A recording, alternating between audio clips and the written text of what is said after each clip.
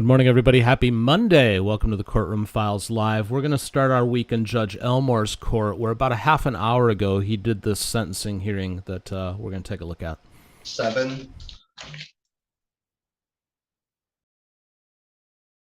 I am there. It's not so much a correction as a clarification, because I want to make sure that the court understands the THC marijuana use. So from 2014 to 2017, Mr. Kelly used marijuana 2 times.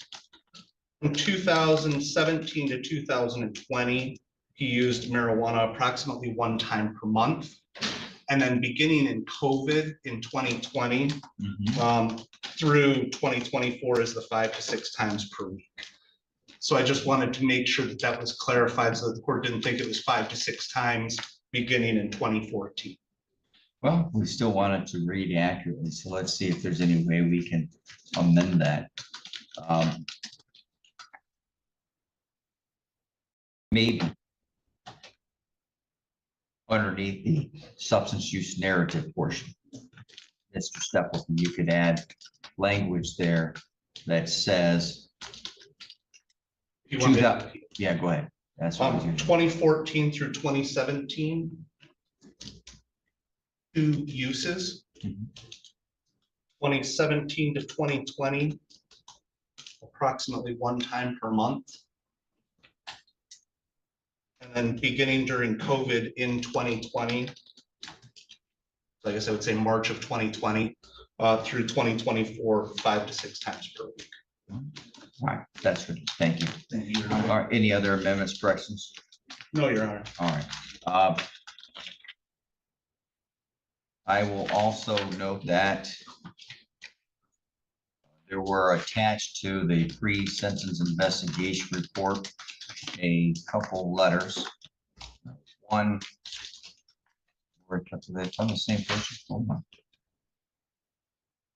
Oh wait, no, it's one letter from the social worker at Rosenberg and Associates. I reviewed that. Also submitted by the defense was a packet called a sentencing memorandum. That sentencing memorandum was approximately 86 pages long, and it included a lot of other letters, excerpts from character statements highlighting specific types of language, as well as other information attached to multiple exhibits, including comments that even appeared on social media from the public. I read through all of that last week and had made several notes, so I'll make a note of that. All right. Let's go ahead and turn to allocution now, Mr. Cherry. Thank you, Your Honor. I've struggled in deciding what to say this morning on behalf of Mr. Kelly.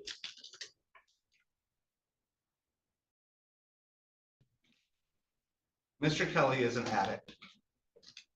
He's a sex addict, as described by both Jennifer Soltowski and Dr. Rosenberg. And I can't help but identify a little bit with Brandon's plight, because we experienced a lot of the same things in the late 90s. Internet entered all of our households. Early 2000s, mainstream pornography hit the internet at a pace of which we had never seen before, but was largely behind a paywall. Then it progressed, and some members of society pushed back and said, is this a good thing? Is this something that should be regulated? And ultimately, it was decided by whomever that it wasn't something to be regulated, and has flooded our children's lives.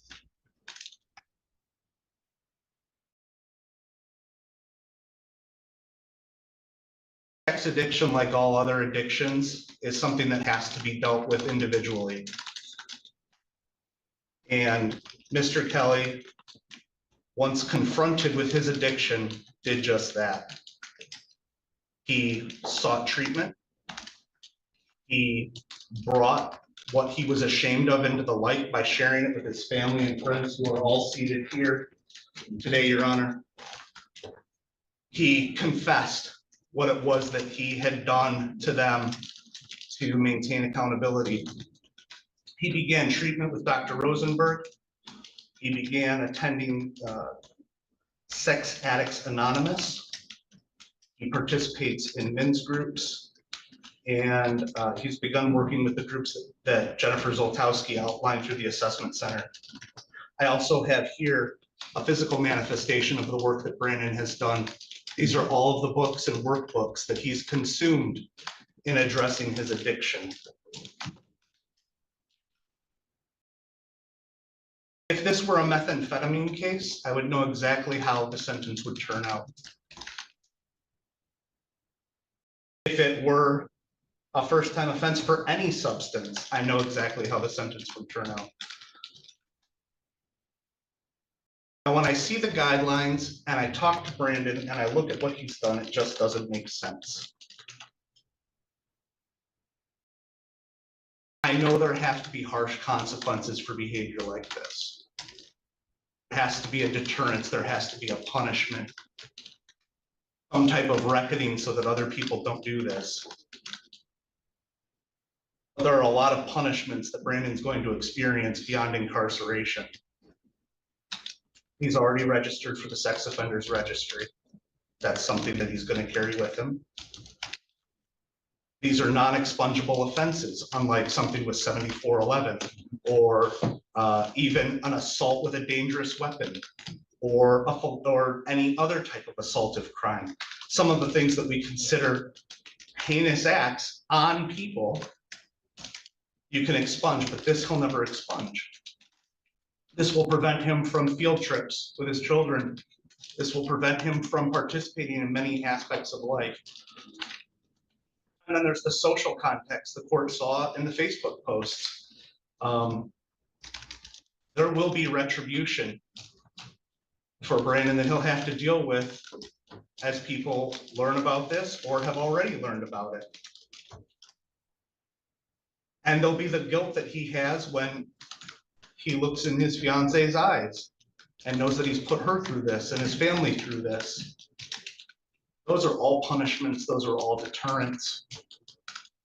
And I think that those are, for a person who cares about changing, who cares about not doing what they've done, they are what matters. I don't believe that prison as a deterrent for sex offenders works unless they want to change. I think that's something that we've seen in this court numerous times, that sex offenders offend unless they decide to change.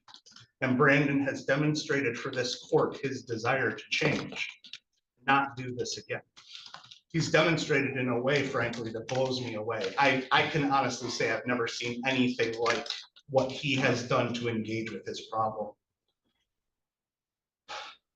I believe that sending Brandon to prison will accomplish none of the goals of sentencing. I think that it would further alienate him, push him toward communing with individuals that have committed heinous acts, which they may even receive expungements for in the future. It will give him programming that is subpar to the programming he's already engaged in. And so I don't think that it makes sense. Ultimately, Your Honor, what I'm going to ask for is the longest period of probation that the court can issue, order that he continue engaging in services. However, I will say if the court does want to send a message of deterrence, I think that a county sentence would be more than adequate to accomplish that without opening Brandon up to what prison may hold for a person who has no criminal history, a supportive family, job, which is something we don't see in addicts. He is otherwise an excellent member of the community. And I think we would do him a disservice if we were to take all of that away and provide him with services subpar to those that he's engaged in already.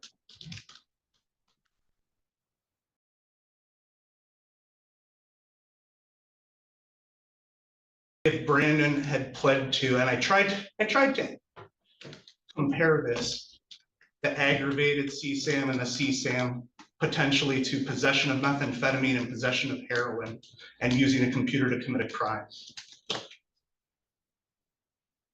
That'd be an intermediate cell.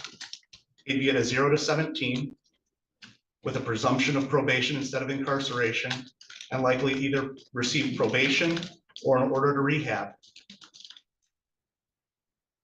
I don't well, I do understand why the legislature made this different. It's because it's a good public policy issue to stand on, and nobody's going to stand up to voice an opinion against you. But in the courts, as we're trying to render a sentence that addresses not only the crime, but the person in front of you, it doesn't make sense. Luckily in Lockridge, the Supreme Court gave you the ability to say, you know what, the OVs and the PRVs, they just aren't satisfactory to address the person in front of me. Nowhere in the PRVs does it talk about employment. It doesn't talk about having a good family that's supportive. It doesn't talk about having a fiance to whom you have confessed what you've done and are actively engaging them and supporting you in your remission. Nowhere in there does it talk about how you've engaged with rehab services like Dr. Rosenberg and Jennifer Zoltowski. And so I think under Lockridge, the court consider all of those things when it's looking at Brandon in rendering its sentence. And I think that for the safety of the community and for the benefit of Brandon, that the maximum term of probation would be appropriate. The last thing that I'll ask for is if the court does sentence him to a county sentence, I'd ask that there be something in the order that allows Brandon to continue engaging with Dr. Rosenberg and Jennifer Zoltowski's services, even while in the prison. He's been able to do that by telephone. I don't believe that, again, I already talked about the prison not having the services that are similar or as good. But our jail certainly doesn't. We just don't have the means necessary to provide that type of counseling. And so I think that that would be extremely beneficial if that's the route that the court takes. Thank you, Your Honor. Mr. Carnes. Thank you, Your Honor. Mr. Cherry has spoken a lot about the defendant, and that's his job. But I asked the court to focus on society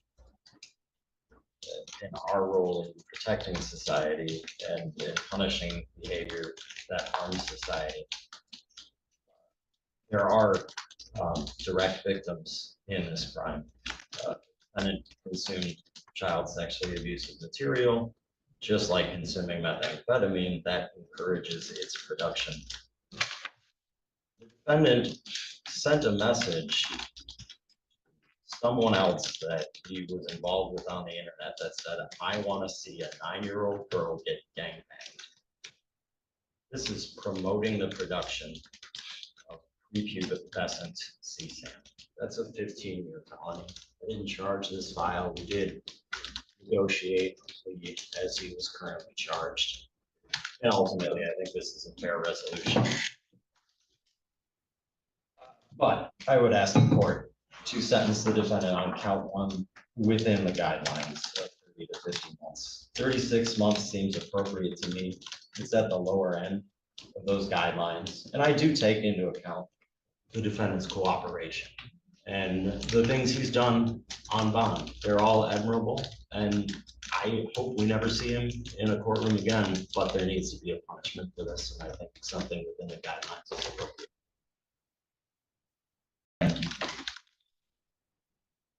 Kelly, you have the right to make a statement before the court issues a sentence. Is there anything you wish to say, sir? Yes, sir. All right, you may stand up or remain seated, whatever is comfortable for you. Thank you.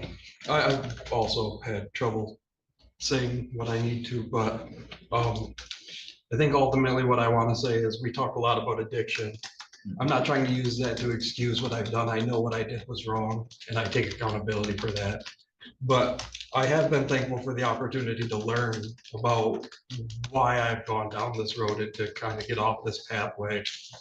I think everything happens for a reason, and as awful as some things have been, I feel like it's been wonderful to be able to change the course that my life was heading down, because addiction does get progressively worse, and if you don't know how to stop it, it will get worse. And I feel like no matter what happens today, I'm thankful that I have gotten the opportunity to get better, to get more mentally healthy than I've been since I was a teenager, it feels like.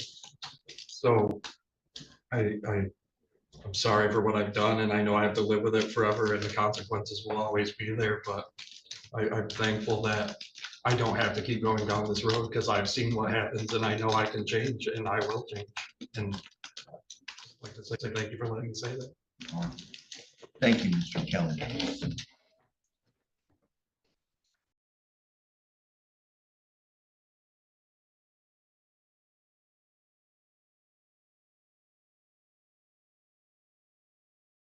Both counsel and Mr. Kelly's hit the nail on the head, that this is somewhat of a difficult case for the court.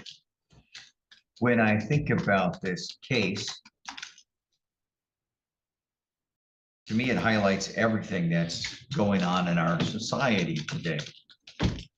Everything that we are struggling with as a nation is wrapped up in this case. For instance, I read through all of those messages that people posted. And what I saw was people grabbing pitchforks and torches and starting to storm the castle without having any idea about what's going on and who it was that they're talking about. Everybody loves to get on social media and make posts and start to tell you how they know what's going on, how they feel about the justice system. Interestingly, by the way, I recognize many of those names, and some of them I put in jail or prison myself. Yet they quickly pass judgment on one, but rarely ever accept the judgment of the choices they make. Now, some of that inflamed passion that I saw, I understand. Because why? Because all people ever really do is read a headline on a social media post or the headline on an article that was published by some alleged news media outlet. Because people love to pass judgment without knowing that every case is different, because every person is different. Every scenario is just different. For instance, one person there said, well, we got to send him to prison because I got prison for something that was less serious. No, you probably got, well, I know this. That person got prison because they have one of the longest criminal histories I've seen in the courtroom. That's why they got prison. So I also saw a lot of people calling for, hey, bond, gotta revoke bond before he's even convicted.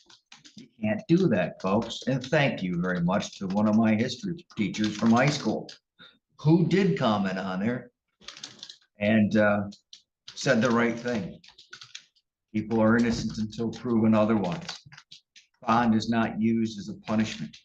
Bond is used to ensure a person is brought to the courtroom because they are presumed innocent until proven guilty. Bond cannot be used as a punishment, but not the average person understands that. Not the average person either is going to take time to learn the truth, understand the law, which, by the way, is part of the reason why I submit articles to the newspaper, to try to explain the system to people, hoping that people read it. Lots of people tell me they do, but I know lots of people don't read the newspaper anymore, but still. Pitchforks and torches is what I see here. Now,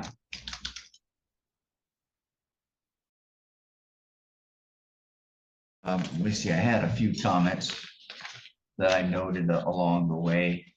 You know, people talk about, well, quote, we had a case with adequate proof of SA, which I think they means sexual assault, and the person walked. Well, having been a prosecutor and a defense attorney and a judge for nearly 30 years, I can tell you that all depends upon whether or not the young person testifies, the victim testifies, how good the interview was, whether or not there was contamination of the interviews, and so many things. But people don't always understand that, but that's okay.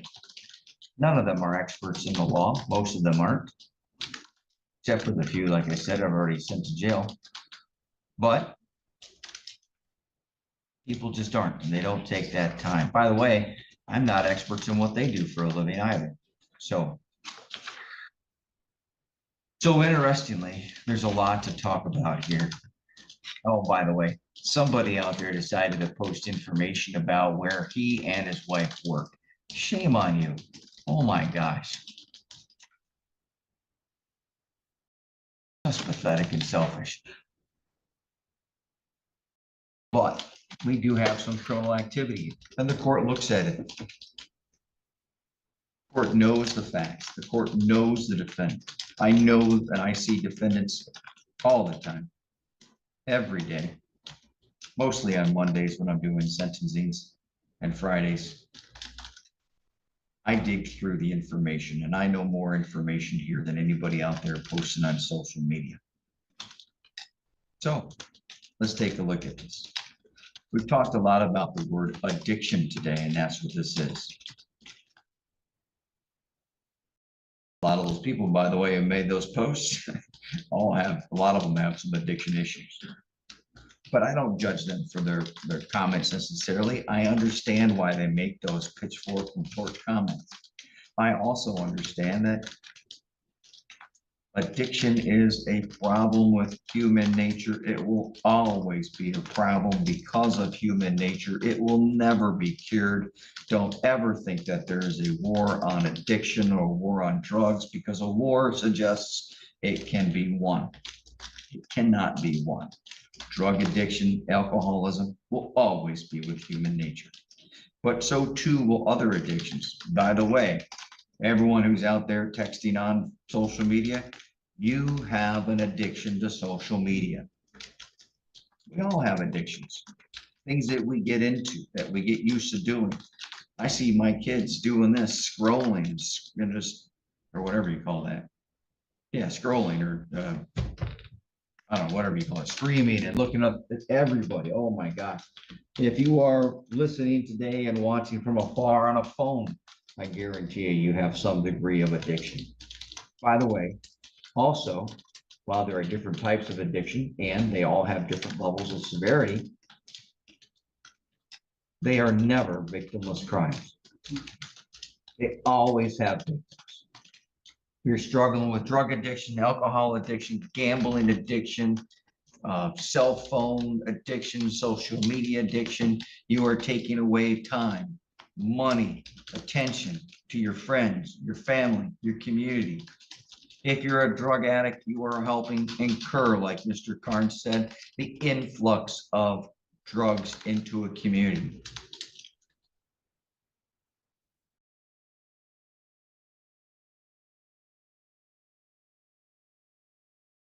Anybody ever noticed how many ridiculous gambling commercials we have nowadays on TV in Michigan? Oh my gosh. Well, talk to counselors. You'll find out how much in the last couple of years the gambling addiction has increased and people are starting to seek counseling. Well, here too, we have a sexual addiction, and there are victims. There are victims here for the defendant. It might be his place of work. If he were to lose a job, it might be his family. I'm going to also note one thing here, and Mr. Carnes did hit on it, and I might say it a little bit more graphically.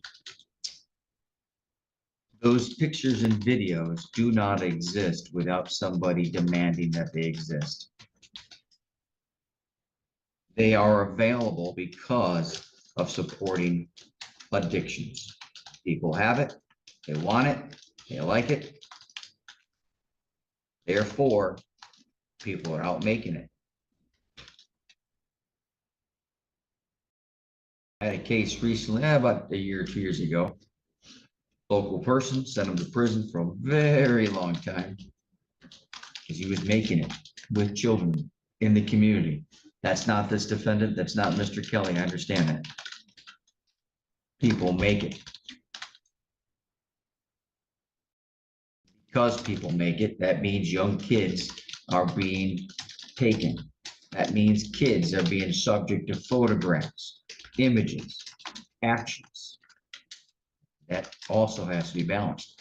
So when I began to speak, I said this really is it might seem like into some a small case because the defendant doesn't have any priors. It highlights our issues with society. It highlights the addiction. It highlights our quickness to judge people, our quickness to talk about like some of these yahoos did. I'll get me a bullet. I'll solve and figure this. By the way, most of those people are just tough talk and it doesn't really mean anything. But this case is really very important because it highlights so many of the things that we have got going on in our society today. Now, Mr. Kelly has done something, by the way, that most people do not do. I have had other people. In fact, I think it's not on the docket today, but I know I have another case coming up.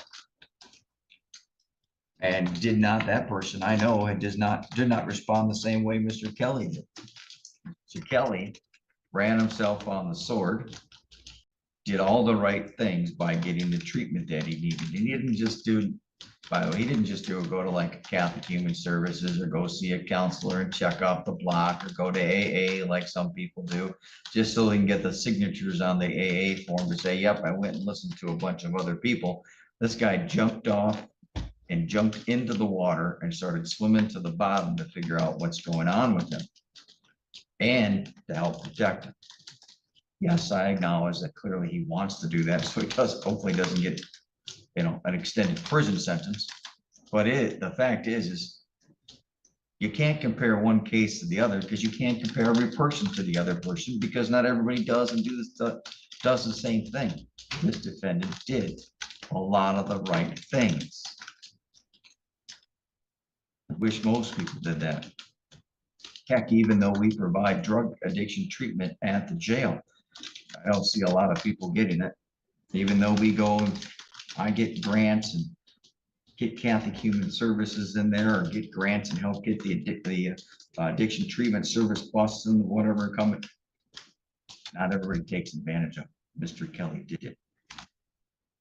So, also, when establishing a sentence, the sentence is supposed to fit the person and the offense, and it's also supposed to take into consideration punishment, deterrence of society, deterrence of the individual, and so forth. In that balance, I have to come up with what I think is a reasonable and proportionate sentence. Let's see if I've got all my comments done here.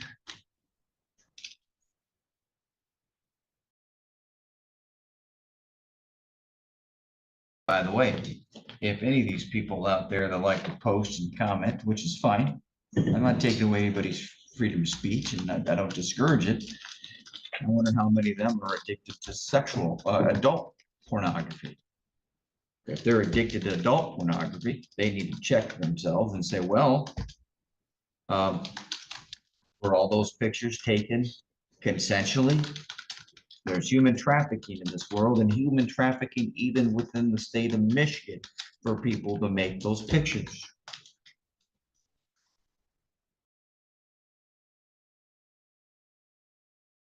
Michigan, where young people will send a picture to somebody on TikTok or Snapchat thinking that person's the same age, and then that person takes those pictures and gets that young person to meet them at a hotel and then says, hey, by the way, I'm going to show these pictures to mom and dad in the world unless you perform and take pictures for us. How do you think this stuff happens, people? So, all right.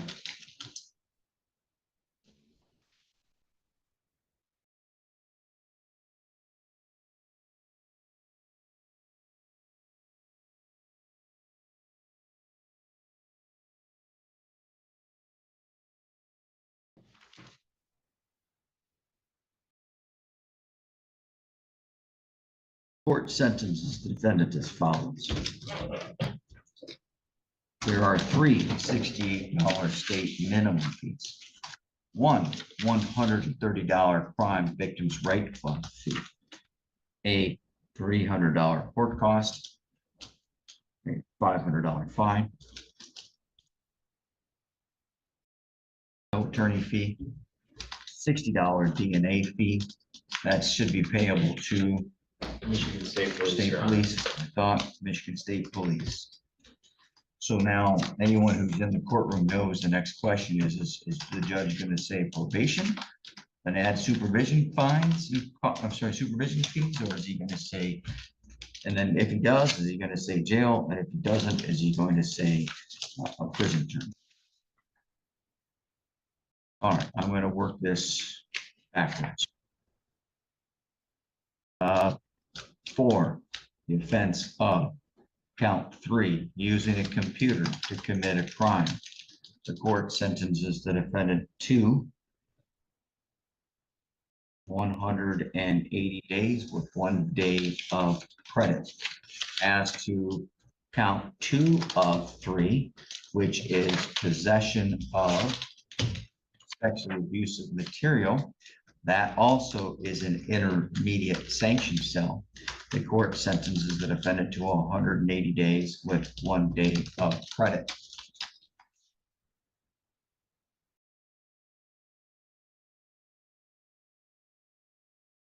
Sorry, the moment I want to make sure I don't miss anything.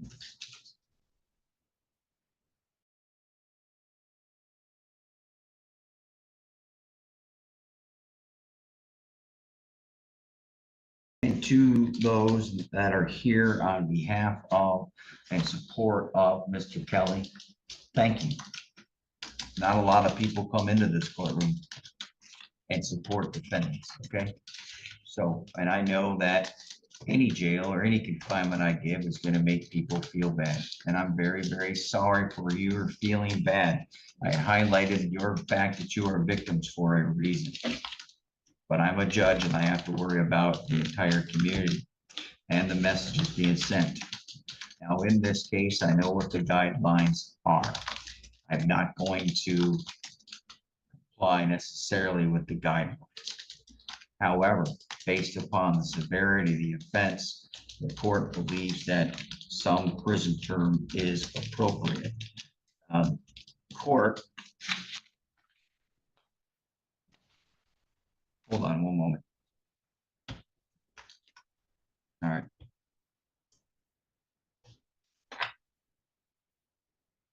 Court sentences the defendant to a prison term of 20 to 120 months with 1 day of credit. I find that those to be reasonable and proportionate under the guidelines. And I can say this, it would be very easy for this court to go even higher.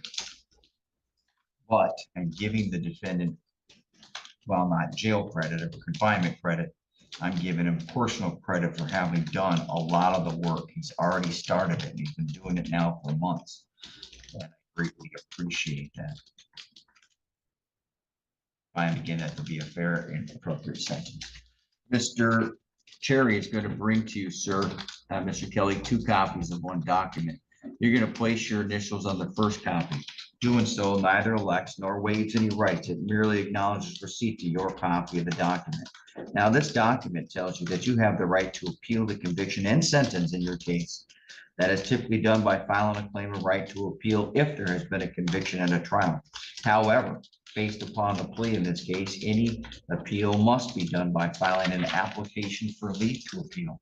Now, if you choose to file an application for leave to appeal and you want the court to appoint an attorney to assist you, you may complete the bottom half of the document and return to the court within 42 days. If you choose not to appeal, you may simply dispose of your copy of the document.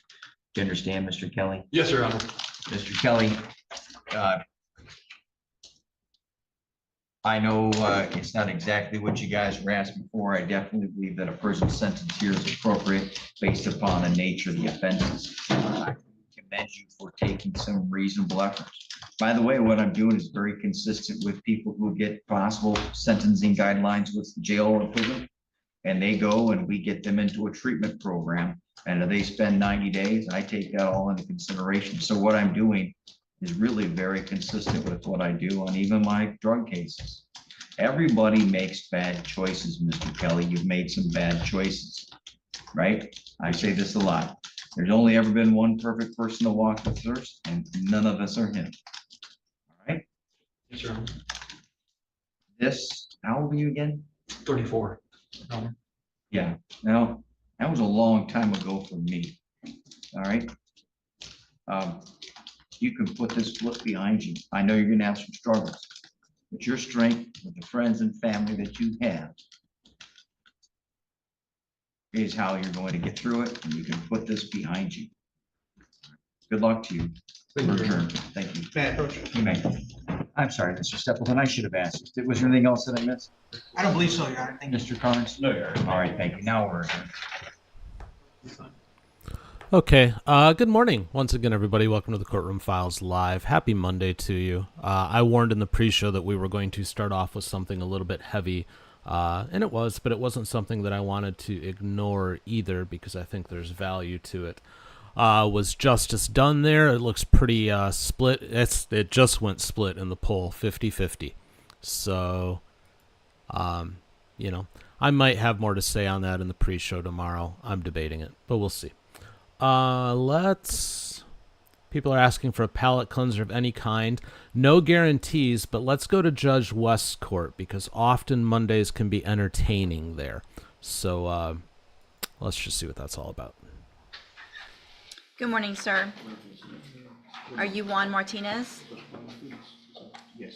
And Mr. Martinez is charged with assault on a peace officer.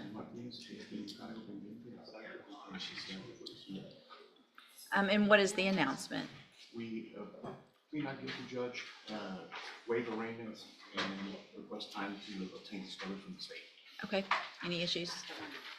All right, typical reset is about 30 days, so we'll send you that reset notice and give you some time to get signed into the portal and make any requests that you need to for videos, and Mr. Smith will let you know what you need to do to be able to get all of that. And we'll see you back in about 30 days. Yes, sir.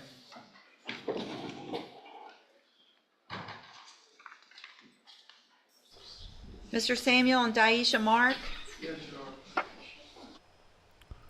Okay, so Adam Easy wants to know what happened in this case. This on your screen right now is a link that was sent to me by Lindsay, who isn't far from the area, so thank you, Lindsay, for sending it. A Cadillac man is facing several charges after police say a tip led to a child pornography investigation. The Michigan State Police Computer Crimes Unit Internet Crimes Against Children Task Force arrested Brandon Kelly, 34, and this article was from April of this year, so this moved along fairly quickly. Kelly was charged with aggravated possession of child sexual abusive material, possession of child sexually abusive material, and using a computer to commit a crime. Was arrested following an investigation in which digital evidence was seized from his home. According to the report, they'd received a tip from NCMEC, and that's how they got to him. So that's the background on that. You made with the district attorney and defer all proceedings and place you on probation for 8 years. You're ordered to pay a $500 fine and to follow all of the rules and conditions of probation. What is the status of CPS involvement in this? It has? Okay. So you will be required to take certain classes, again, follow all of the rules and conditions, and if you do all of that while you're on probation, this is an excellent opportunity because you do not have a felony conviction on your record. And at the end of the probation period, if you successfully complete it, the case will actually be dismissed. You'll never have a felony conviction. The other side of that is if you violate any condition of probation, you can be brought back into court, you could be found guilty, so you would be a convicted felon, and you could be sentenced to prison anywhere in the range of punishment, which is up to 10 years. Do you understand? I'm handing you the trial court certification that shows this was an agreement that I followed, and so you have waived your right to appeal. You just need to have a seat here in the courtroom. Probation's going to call you up to her desk when she's ready to go over all your paperwork. Good luck to you, ma'am. Thank you, Mr. Thank you, Your Senior. Honor.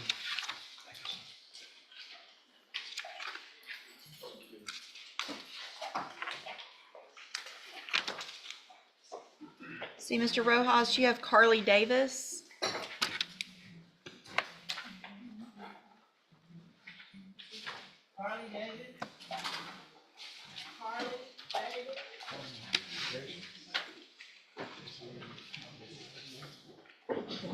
Good morning.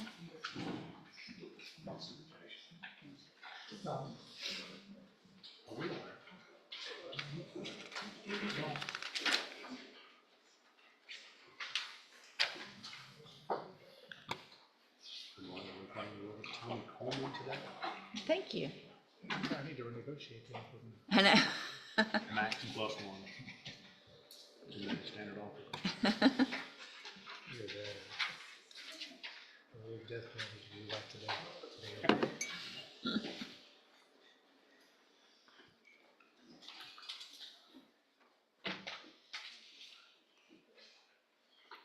Good morning. Are you Carly Davis? And Ms. Davis, in clause number 241385, you're charged with a third-degree felony offense of driving while intoxicated, and that's from May 6th of 2023. Your indictment alleges you were previously convicted of driving while intoxicated June 19th of 2014, and then June 25th of 2014 as well. And what that means is if you go to trial and you're found guilty, the range of punishment is between 2 years and up to 10 years in prison. Do you understand? And I have here on the computer a tablet that plea bargain rejection that has your signature on it with Mr. Rojas's. Actually, yours didn't show up. Did I sign it? I don't think you did. I don't remember signing it. When it gets back over to Andy, you can sign it. This shows that the district attorney's office has made offer if you wanted to enter a plea of guilty for a 6-year term in prison, but that would be probated for 6 years. So you'd be on probation for 6 years. You would be ordered to pay a $500 fine, follow all of the rules and conditions of probation. You have every right to reject that and have your case set for trial. I want to make sure you understand what the possible consequences are if you go to trial and what your options are if you want to enter a plea. Do you understand all of that? And do you want to reject that offer and have your case set for trial? All right, we'll get that done. Give me just a second. Was this, do you have an auto ignition interlock device on your vehicle? I do not drive. You don't drive? No, ma'am. Okay. Uber everywhere, get rides from anybody. Can you tell what the, was it alcohol? I think it was drugs. And it looks like they smelled, there was some alcohol in the car and a THC, some marijuana.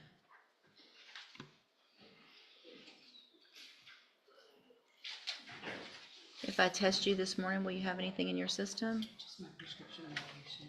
Okay, have a seat in the jury box. I'm gonna make sure about that and get you tested first, and then we'll discuss what your options are for that. Okay. Judge, I also have Anthony Williams, who's having difficulties getting here. His flight was canceled. He's in Tulsa, Oklahoma. He's been, he sent all that stuff to the bondsman. I'm kind of over that. Bondsman sent all the information. Have you talked to him? Are y'all getting anywhere on the resolution of the case? I talked to him, I think we were, let me see, this is, yeah, so I do have an offer. I talked about the offer. He was fine with that offer. I was gonna talk with Mr. Smith about maybe making that a different. I'm gonna reset it 1 week. He needs to be here next Monday. He needs to get a flight the day before or do whatever he can. Now, if he gets on some flight and gets here, we'll be here this week. Okay. If you know, if he's on his way now and something was canceled, or is he not even on his way? The message says the flight was canceled. Canceled. I'd like also some proof of that. I've got what he sent to What the do you bondsman. have? This is, looks like a message from the airline showing that the flight was canceled. And this is his ticket. Which I hope has the same flight number. In the words of Don Williams, who's living on Tulsa time. This is from Chicago to New Orleans. I think she said they ordered this flight. He's got a red car. It's not that far of a drive. Sunday, Stuck in Tulsa, he's not in the July, what's Good today? defense Yes. attorney just goes So like, this was yesterday. good prosecutor seeking justice. Would see. They called the bondsman about What's 5:30 in there? We yesterday. get Uh-huh. What's in the county We airport? take care of all that. That's right. Was sent to Chicago, and so they called a flight at 7:40 this morning. Oh, well, he got to Tulsa apparently, or was supposed to get to Tulsa. All right, looks like he was really trying to get somewhere and ended up a bunch of places he wasn't supposed to be other than here. A picture of O'Hara's map if you want to see that. Okay. So we All right, I'm just gonna reset it again for 1 week, and when, he needs to be here next Monday. Yes, ma'am.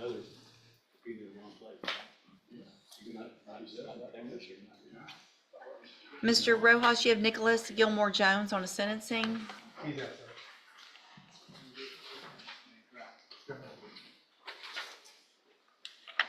I guess that's not the first time he had trouble with him. Just his, This is my first time. yeah, it's just, he, I'll tell you.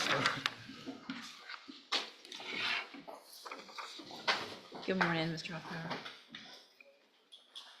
Trying to remember how he said it last time. He was living the dream or chasing the dream.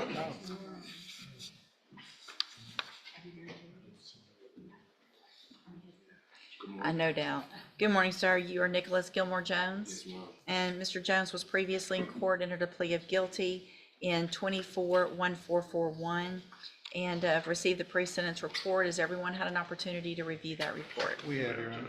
Are there any additions or corrections? Not in defense. All right, Mr. Jones, I'm going to find that you entered your plea of guilty freely and voluntarily. Find that you're mentally competent and you understand the nature and the consequences of your plea. Find sufficient evidence to find you guilty, and at this time, I'm going to follow the agreement that you made and find you guilty of solicitation of prostitution. Sentence you in accordance with that agreement to a term of 2 years in the state jail prison, but that'll be probated for 5 years, so you'll be on probation for 5 years.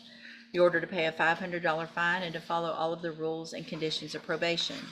Now, I have some concerns because you were already given a probation not that long ago that you did not successfully complete. So this is a huge opportunity that you're being given today that some people don't get when they've already been revoked. So you know what to do and what you're not supposed to do while you're on probation. If you do everything you're supposed to, then for all practical purposes, your case here in court's over. You'll be able to serve that 2-year sentence while you're out on probation.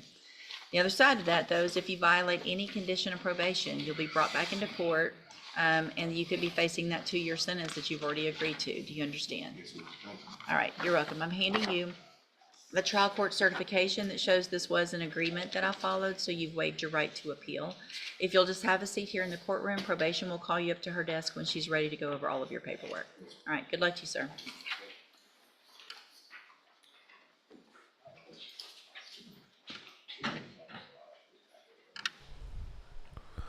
So Adam Easy wants to know if you get a refund on fees during bond conditions if you are eventually found not guilty. According to our friends at Google, generally no. Obviously, you'd get your bond money back minus any bail bondsman fees. But fees for monitoring, stuff like that, typically are not refunded, which was what I thought as well. So far, people are dressed appropriately for court, says Lindsay. That is true. Very weird in Judge West's court. I'm honestly not sure what to think of that. It's not right. I'm used to having a good fashion Monday there. But we'll keep an eye on it. But speaking of fashion, let's go over to Judge Webster, and hopefully she'll leave her feet up and not cut it in the middle this time like she did the other day. But she's got her stylish glasses today, and she's got a good game of Hollywood Squares going on. Shortly for purposes of taking up this matter specifically. Gail Jensen for Mr. Masters, who is seated to my right. I will do what you tell me to, Judge.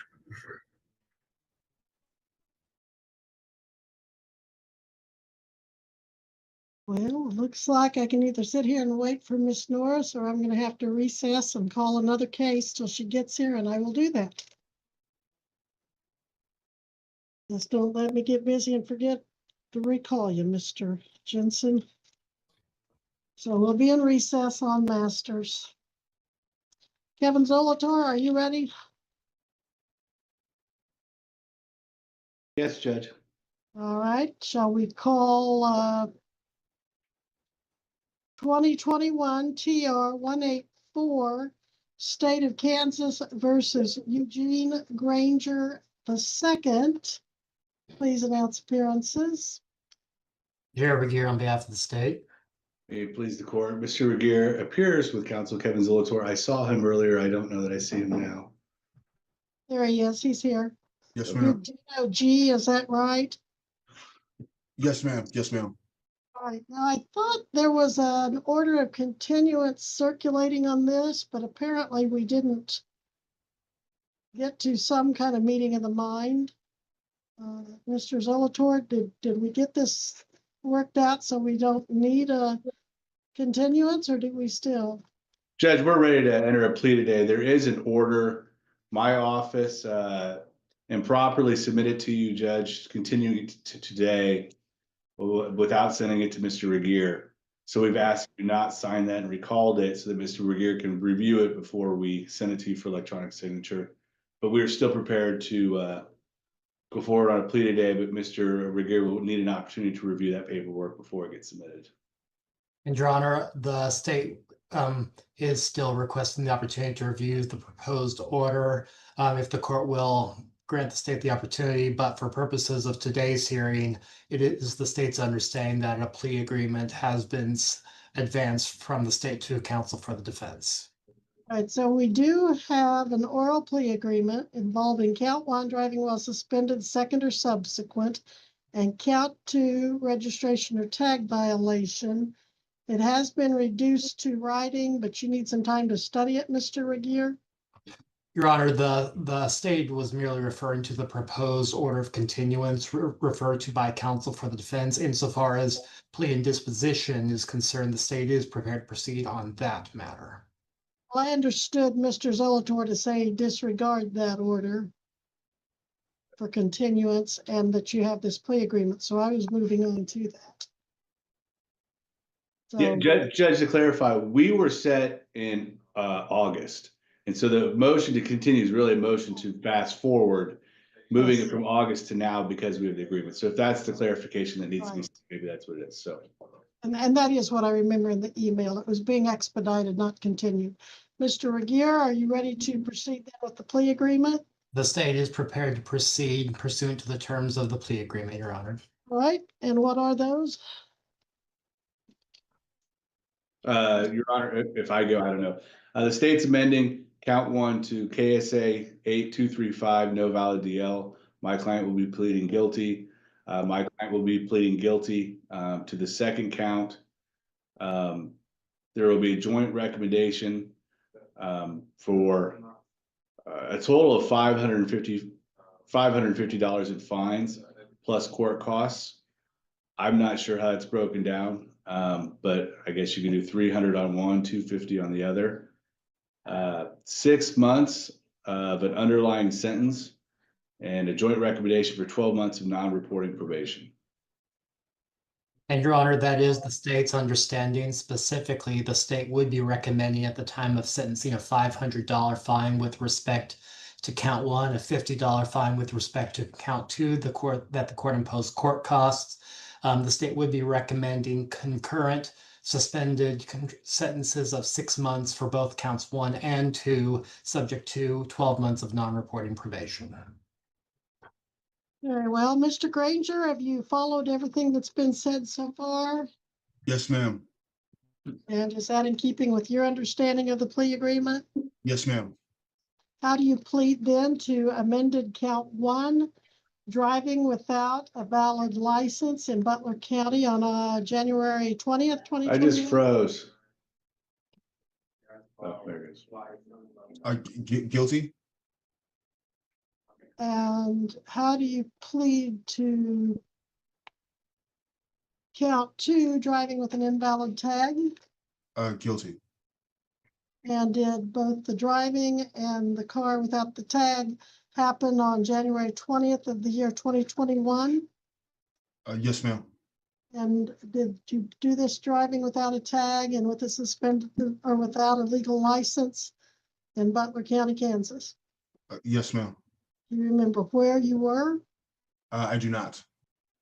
If the officer had written on the citation, as I find in the file that he did, would you agree or would you refresh your memory that you're on the Kansas Turnpike Highway I-35 near mile marker 71 North?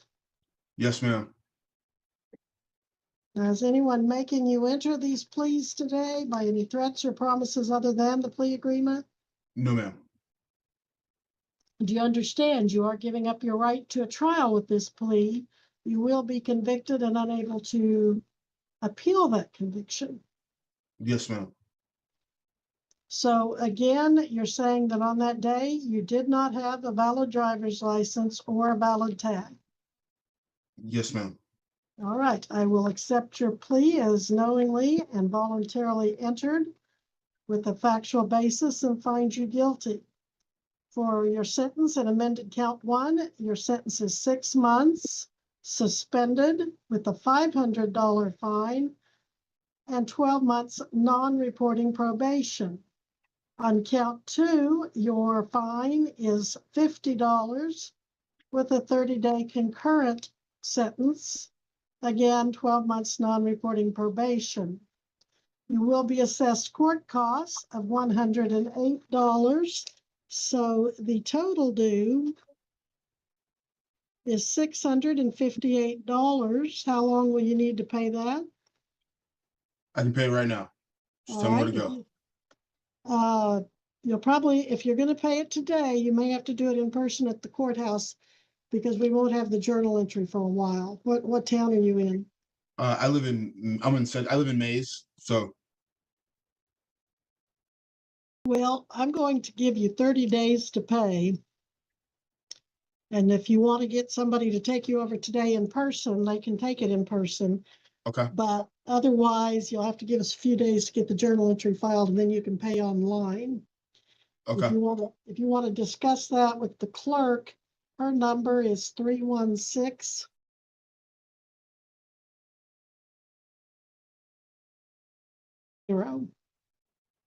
But here's your remaining sentence. If you don't want to serve the concurrent 6 months, you'll need to be successful on a 12-month non-reporting probation. You will Yes, not ma'am. have a probation officer. You will not have to report. But you do have to violate no laws during this 12 months, or it's a violation of probation, and you have to pay within 60 days. If you Yes, do ma'am. those two things, then you shouldn't have any issues with this case closing as a successful probation in a year. Let's see, you did go out and get your pictures and prints taken, I believe. You've had a, Yes, ma'am. so those are the only two conditions you need to follow. Anything further, Mr. Regier? Your Honor, just to be clear, what is the underlying sentence with respect to count 2 as to be stated in the journal entry? 30 days concurrent with count 1. Thank you, Your Honor. You're welcome. Anything further, Mr. Zolotor, on this one? No, Your Honor. Thank you. You're welcome, Mr. Regier. Anything further? No, Your Honor. And I have Well, one question, Your Honor. yes, sir. So I can have my wife take me up there now and I can pay this? Jen, are you on here? Yes, Your Honor. Do you know of any reason why they can't go pay that right now? You can go pay it right now. We'll go into an unapplied account until the journal entry is complete. Okay. So you can do that right now. That way, all you have to do is don't violate the law. Thank you. You're welcome. All right, you are excused, but Mr. Zolotor, I think you also. All you have to do is don't violate the law. That's outstanding advice right there. Let's go to Texas. Say good morning to Judge Stevens. What was the next event? Is It was set on the trial docket, Judge. I'll set it for the next Trial. available trial docket. yes. We'll see what happens. Aaron Thomas, that's you, Aaron Thomas. 24 CR 1285 is call. You were here with your attorney, Mr. Dusler, and the state's attorney. Earlier, you pleaded guilty to the third-degree felony of deadly conduct discharging a firearm.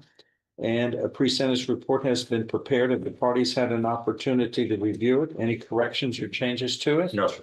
It's made a part of the record for all purposes. And this agreement was whatever sentence shall not exceed a cap of 5 years in prison. It's a third-degree felony. We're looking at no less than 2 nor more than 5 years confinement in prison. Also, deferred or unadjudicated probation can also be in the ballpark as a potential disposition, and regular probation, I don't believe is available, is it? No. Not when you discharge a firearm, right? Okay, go ahead. Defense can go Well, first. Judge, he is asking for adjudication. This young man is 18 years of age. He has no adult history. He does have significant juvenile history. Why is that? As reported in the PSI. You know, when you're young, you do pretty stupid things. I was young. Most of these. I remember that, but I was never arrested. Most of these arrests as a juvenile were dismissals, if the court will look at that. But again, back to the case. How many were not? I can count them if 2. you like. Looks like 2, I believe. although Maybe 3. maybe 3. Yes, sir. And those were illegal possession of controlled substance. Then he's put on 6 months deferred on July of 2020. And less than 4 months later, he's charged with he commits unauthorized use of a motor vehicle while he was on deferred probation, and then placed delinquent court probation. And then another unauthorized use of a motor vehicle on October 2022. He's sentenced to 1 year adjudicated probation for that. That's what I'm looking at. Yes. So 3 separate events. He didn't learn his lesson. So we have,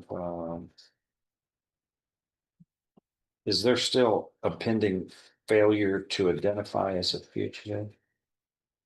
It's what the PSI shows, Judge. I'm not certain on that. I think that may have been the arrest on this case. Not to arrest him on this charge. Looks like it's a couple of weeks after this event.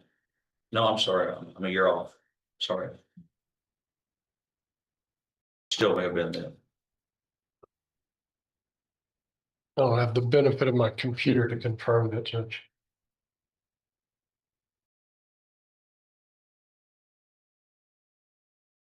Regardless, the misdemeanor is still pending. Okay, anything else in the pre-sentence report, that is an issue? Just no. Okay, I just needed to. Then the pre-sentence report is made a part of the record for all purposes. Go ahead.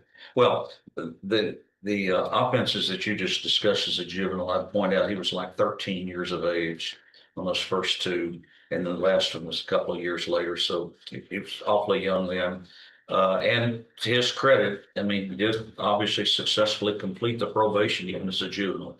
But back to the case in point, I've discussed with him, and he recognizes it's extremely dangerous to have a firearm, and especially be shooting it from any direction at anybody. He regrets that this happened. He wished that it hadn't. He feels like he's learned his lesson. That he's been in jail now for a while. He certainly feels like he could successfully complete adult probation because he did it as a juvenile. He's only got an 8th grade education. He'd like to be placed on deferred, get him a job, and participate in completing the GED, and maybe make something a whole lot better of his life. And that's what we're asking the court to do, is give deferred education, give him an opportunity. All right, State, what would you like to add? I'd like to start first with some comments about his juvenile history. There are 5 cases that the juvenile system dealt with. One, he was given probation for, Your Honor noted, was possession of controlled substance. That was dismissed in 22. He was given another for unauthorized use of a motor vehicle, and what was added to that probation was 2 additional charges. That's what the phrase "add to analysis." They were added to his probation. That would be the unauthorized use of a motor vehicle and carrying weapons. One of those, he was given a year probation, and that started on 11/3/22. He turned 17 in October of 23, and you'll note, Your Honor, that his probation was dismissed on January 8th of 2024. That is the same time frame in which an aggravated assault, a probation violation, and expulsion were all dismissed. So the way I read that is that they determined that they were done with him because he had become an adult. And unfortunately, this man decided that committing the offense of deadly conduct would be a really good thing to do. So when you read the police court version, we learned that he not only shot at his ex-girlfriend on April 26th, but he returned to do it again on April 27th, which resulted in his use of an AK-47, where 5 shots were laid down at an apartment complex there at, I believe it's the Parkway Apartments, striking 3 different apartment buildings, resulting in us only filing 1 case. We could have had 2 cases from 2 different dates. We could have had potentially 3 cases from the date of April 27th. And I know Your Honor is astute enough to know that the level of violence here does warrant what the state offered in this regard. We're just lucky we're not dealing with murders. I appreciate that they're asking for deferred adjudication, but I don't think it takes into account the level of violence and the amount of loss that could have occurred here. I stand by the offer that was made here at capping this item at 5 years. And because of the level of violence, I'm asking for a sentence of 5 years TDC.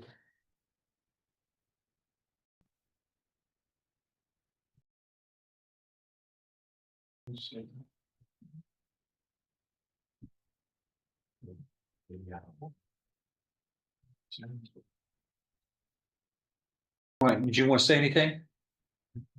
You don't want to say anything?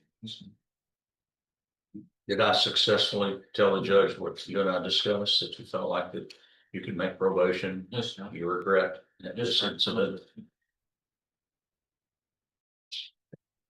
All right, I'm looking at this pre-sentence report that's made a part of the record, and without objection, and we don't have the defendant's version. He declined to say anything, just as he's doing today, which is all right. Your actions certainly speak a lot louder than maybe your words could. But for the record, this is a situation, a set of circumstances that every one of the people who are decent people in Beaumont have a hard time trying to explain away because of bizarre, lawless behavior that is only anyone can state is likely to cause numerous deaths and injuries. And here, the defendant is seen leaning out of a window, shooting an AK-47, an assault rifle, which what America uses in times of war, toward an apartment complex, shooting toward an apartment complex where, of course, numerous people are located. 3 small children were playing outside in the area where the shots were fired. Several 7.62 shell casings that are used in AK-47s were located and collected at the scene. And it's interesting that here, you're not going to say anything, but according to the police report, the pre-sentence report, the one of the victims, one of the people who were being shot at, was your ex-girlfriend. And she told the police you called her making threats while showing her a gun that you were holding. Police retrieved text messages that were received from her, sent by you, stating vulgarity, F you, apartment, you should have died, bitch. And you can't even spell words correctly, which is another reason that shows that you're not using wise thoughts or intelligence in your actions nor speech. You go on to state, or I go to yo apartment. And then witnesses saw that the person shooting was wearing a ski mask, and that turned out to be you. You don't even have the courage. You try to hide your identity when you're acting in a way that could have killed children. The foolishness doesn't end here, and the police in their investigation concluded that you were the person who was shooting at apartment complex with an assault rifle where children were located. And when they were able to find that several areas of the building were struck by gunfire, and windows in at least 2 apartments were damaged because of the gunfire. And as the state points out, you have been handled as a juvenile, not once, not twice, 3 times before this incident. But the point is everybody makes mistakes, but you fix the mistakes. You don't. You just get worse.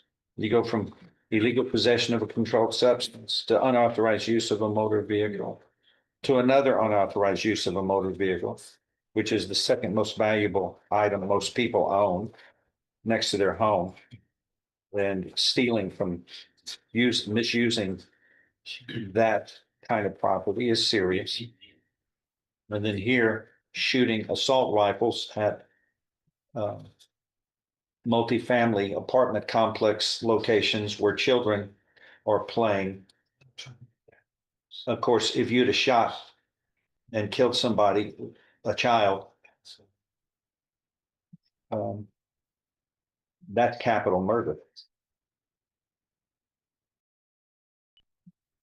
Where you have life without parole or the death penalty. Those are the only two options.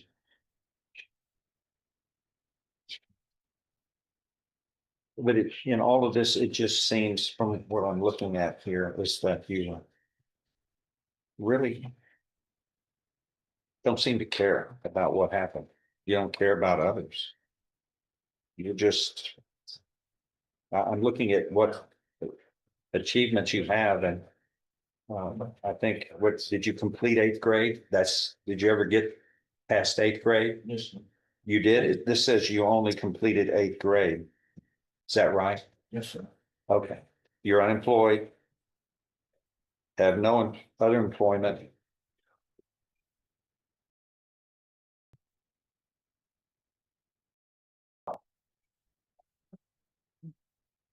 Your mother resides in Beaumont, Texas. You have a father. We all have fathers, but you don't even know where he is, right? And you've had no relationship with him. Well, that explains a lot. We talk, Alan. Sir, We talk, Alan. what impact did he make on your life? You're not doing much for him now. He's not doing much. What does he do for a living? You don't even know? No. Parents are important. They're supposed, they provide the role modeling. Is your mother a nice lady? Why would you do something like this? You got somebody who cares for you. If your father doesn't, well, your mom at least doesn't, you don't want to disappoint her. I wouldn't want to disappoint my mother. But this is serious. Do you understand? Yes, sir. I mean, you can't shoot the town up with assault rifles and be shooting at children. That's terrible. God. I mean,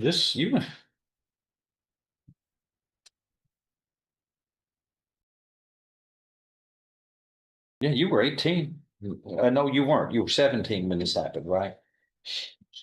Yeah. What are you asking for, Don? Deferred. Give him a shot. No puns intended. There wasn't,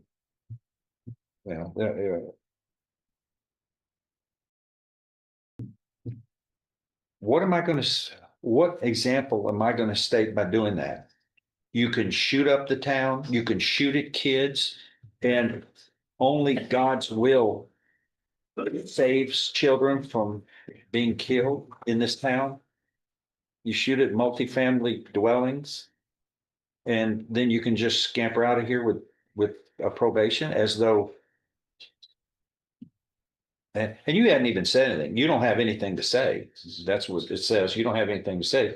There's not even any remorse at all shown. And I'm not opening that door. I mean, people, if probation is under the law, but it's a gift that has to be earned, that opportunity, and nothing has been shown that is worthy. Yeah, the only thought that I've got in that regard is this. You sentence him to prison. He's in custody now. He goes to prison. He gets out. He's had no guidance to do anything to improve his life. At least with probation, he's going to be under some supervision where maybe, just maybe, the kid can get an education. Maybe he can. Can you tell me a situation where you would believe that probation would not be proper under circumstances like this? You know, I get it. I can't envision one under this. The nature of the offense. The threat to people were so serious, and little children. We could have had 3 or 4 dead children here. It wasn't because of him.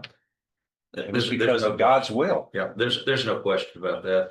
It's just what is appropriate here. It's going to maybe straighten out his life. How important are the lives of our children in Beaumont? And what does it say when we're talking about an assault rifle that's used at a time of war by our country? That's when they use it. AK-47s. My goodness.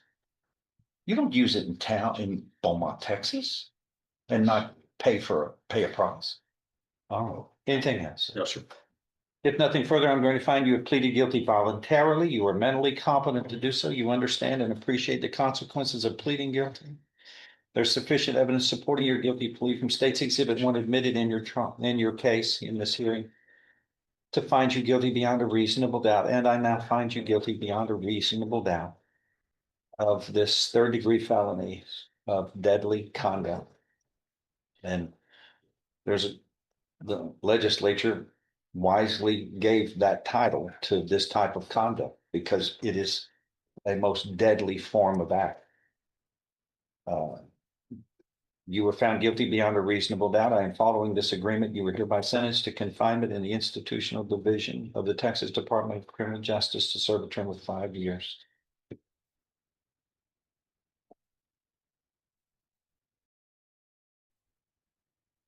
The safety of our children are foremost to all of us, except you. You don't seem to buy into that important rule of decency, and you pay the price. That is all. Are you making a finding? Well, I don't have to make a finding. You don't, Deadly and that's why I'm conduct, asking. the elements of the crime show that a deadly weapon was used in the commission of the crime. So there is an affirmative finding? Yes, because I found it guilty of the elements of the crime. Thank you, Judge. It's inherent in, Thank you, Your Honor. and you can't commit that crime without brandishing and using a weapon. Yeah, approach, Your Honor. Okay, what else do we have? Do we have any other pleas? Yes. All right, we'll probably come back to Judge Stevens later, but let's go up to Michigan and we'll spend a few minutes with Judge Middleton. He's about to sentence somebody named Ashley. This is 1974 and hasn't been updated since. Theoretically, there is some construction project that's going to be taking place next year. We don't yet know the ramifications of that. All right, everybody have a good day. It's a good day for a lunch walk.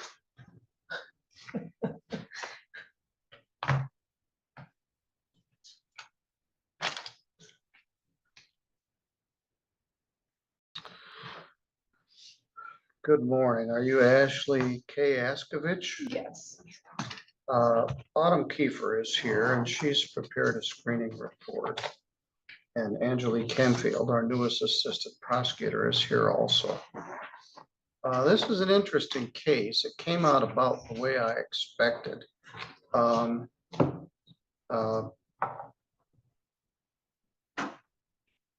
You see, and I said, well, she seems like a nice girl. And Autumn said, yes.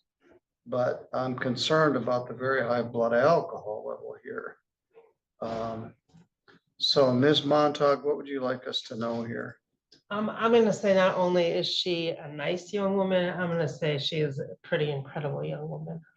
I talk to a lot of people, Your Honor, and I will tell you that she is the only 20-year-old that I have ever met in my entire career who by the age of 20 had purchased her own home.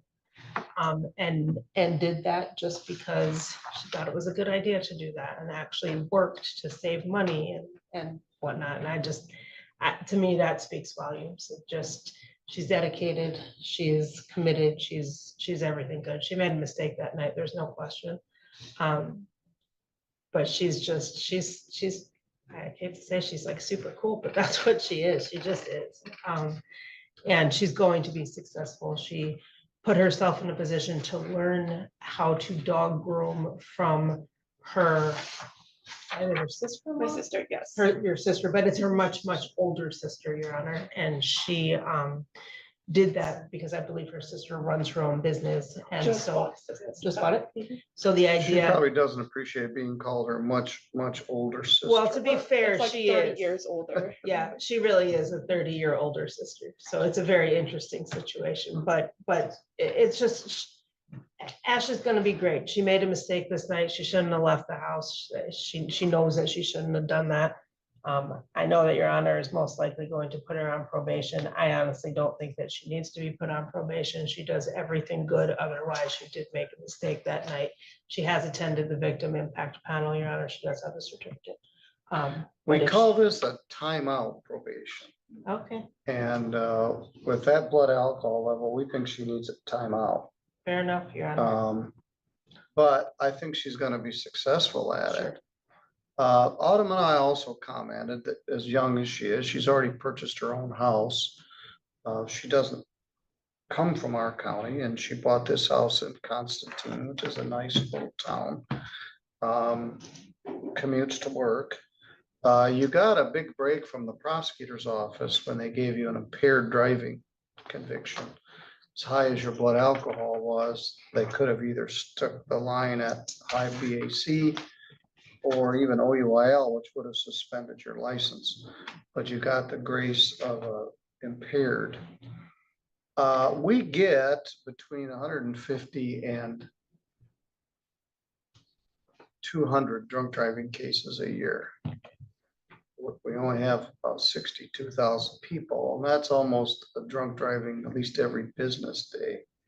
And I've been here for 46 years, times 200 drunk drivers a year is a lot of drunk drivers. And they all are not, they're all different. They're similar, but every case is different. And we see some people once and we never see them again. In fact, that might be the majority of them. They get a drunk driving and it's like, I don't like that. I don't like going to jail. It's expensive. It's embarrassing. It's all of the above, and I don't ever want to do that again. And so I think you fall in that category, somebody I'm not going to see again. Other people I see over and over again. And some of those people are in sobriety court. So, and we discussed this at the time of your plea. When you drink too much, you lose your judgment and discernment. If you had had a couple beers, you might have thought, I don't think, I guess you were drinking tequila. I shouldn't drive. When you have as many as you did, it's like, I can drive. And fortunately, you didn't hit somebody on the way up the big hill. But as I also mentioned, we get a lot of drunk drivings that are people going to fast food restaurants. Having said all that, Ms. Canfield, do you have any additional comment you'd like to make? Well, Your Honor, I too am concerned. As someone who has a 0.20 blood alcohol level at her age, it seems to indicate that there's been a lot of prior usage, just nobody being aware of it, because that's a pretty high level to not be passed out by that point. So I would recommend definitely that she be placed on probation with sobriety court. I'll leave jail to the discretion of the court at this point, although I think, as the court indicated, a timeout in custody for a few days might be appropriate. No, not so much custody, a timeout as no drinking. That's fine too, Your Honor. Yes, of course. She's already done 2 days. Our plan is to hang some days over her head, but we do a timeout with young people. We get desensitized to high blood alcohol levels because that's all we see. It's like if we see somebody that's a 0.12, it's like, well, they weren't that drunk. Yeah, they were real drunk. You're 2.5 times the legal limit, and you're not a very big young woman, and you're young. And as she pointed out, you need to build up a tolerance to be able to drink that much. So that's the timeout part, is maybe just sit back and think about where you're headed. Plus, you're going to save some money. You turned 21 in June? June 21st, I did. All right. And then you weren't even eligible to have a drink on your 21st birthday, I think, because of your bond, but maybe there was no bond. Autumn, what's your thought here? I just agree with Your Honor that a timeout from consuming alcohol is warranted. I did discuss this with her. She is fully aware of what will be expected of her while on probation, and she ensures me that she'll be able to complete it in half the time.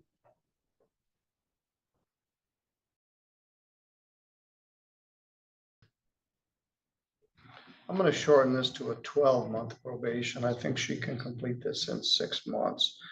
Under the new rules, the probation can be completed in half of the time. And so I'm going to do a 12-month probation, which also lowers the oversight fee. 4 days jail, credit 2, leaving 2 days to serve. But of those 4 days, 2 are deferred. So you're not going to do any additional jail time if you do what I ask you to do.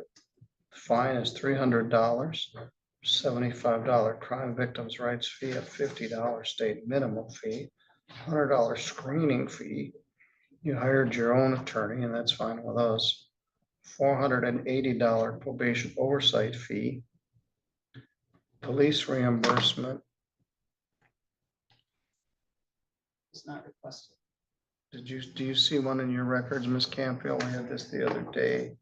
Sometimes you got it and we don't. I'm going to check, Your Honor. I do think I received that from MSP this morning.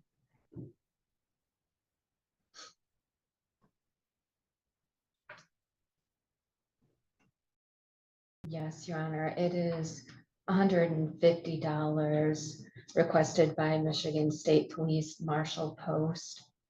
$50 for trooper wages, $100 for the blood alcohol testing and specimen collection. All right. I don't know where this money goes. We collect it. At one time, they came to see us like, you're the only court that's collecting this, but everybody is on board with it now. Well, let's add all that up. There's also $32 for the victim impact panel. As I said, it's expensive. Your Honor, she's already attended the victim impact. Oh, very She good. Told me she didn't as of Friday. She did, but as of this morning. Do you have the She has it on her phone. Okay. Where'd you do it? It was the MEDS online course. Better than a poke in the eye. I'd rather the live one, but that's all right. $300 plus 125 plus 100 plus 480 plus 150 police reimbursement is 1155. There's no bond. If you do this in 6 months, it'll deduct 240 from your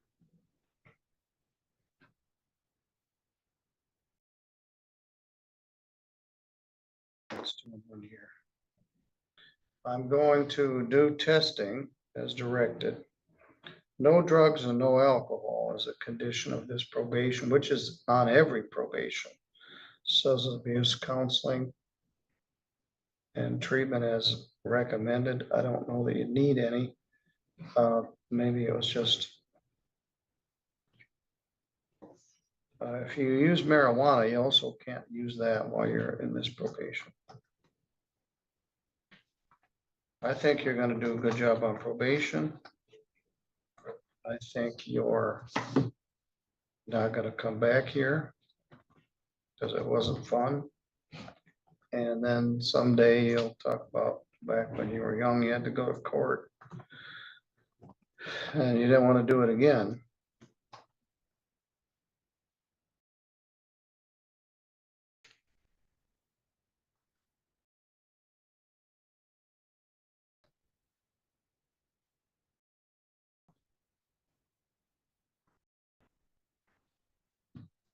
All right, do you have any questions? I want you to go down and see Autumn. I said no cases are exactly alike, but we do get, we've had several in the last year, young women with high blood alcohol level driving off the road or going places they didn't want to be. Most of them don't come back, and I hope you're in that category. Good luck to you. Thank you, Judge. All right. Shanta Adams. Okay, well, Ashley, I'm glad you didn't receive a harsher punishment than that. No, our Ashley is wonderful. Everybody should love our Ashley. Our Ashley is great. Let's go back to Judge West. Eric Fornells.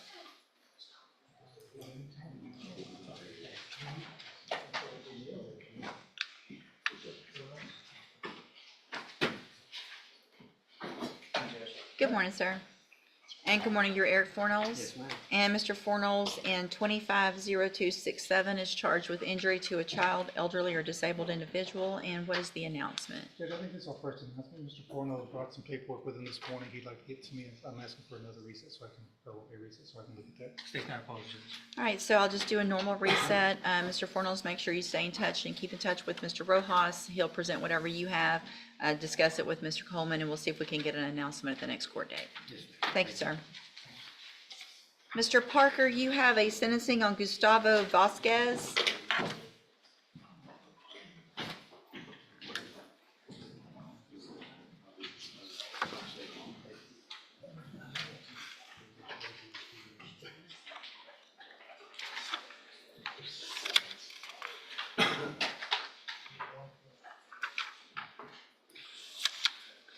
His silence here as well. Thank you, ma'am. Good morning, sir. You are Gustavo Vasquez? And Mr. Vasquez was previously in court and entered a plea of true to count 2 in a motion to revoke his probation. It looks like Mr. Vasquez is on probation for a 10-year deferred term for indecency with a child by sexual contact. That new allegation was failure to register as a sex offender. And I've received the updated pre-sentence report. Has everyone had an opportunity to review that report? Yes, Your Honor. Yes, Your Honor. Are there any additions or corrections to that report? No. And this is unagreed, correct? Correct.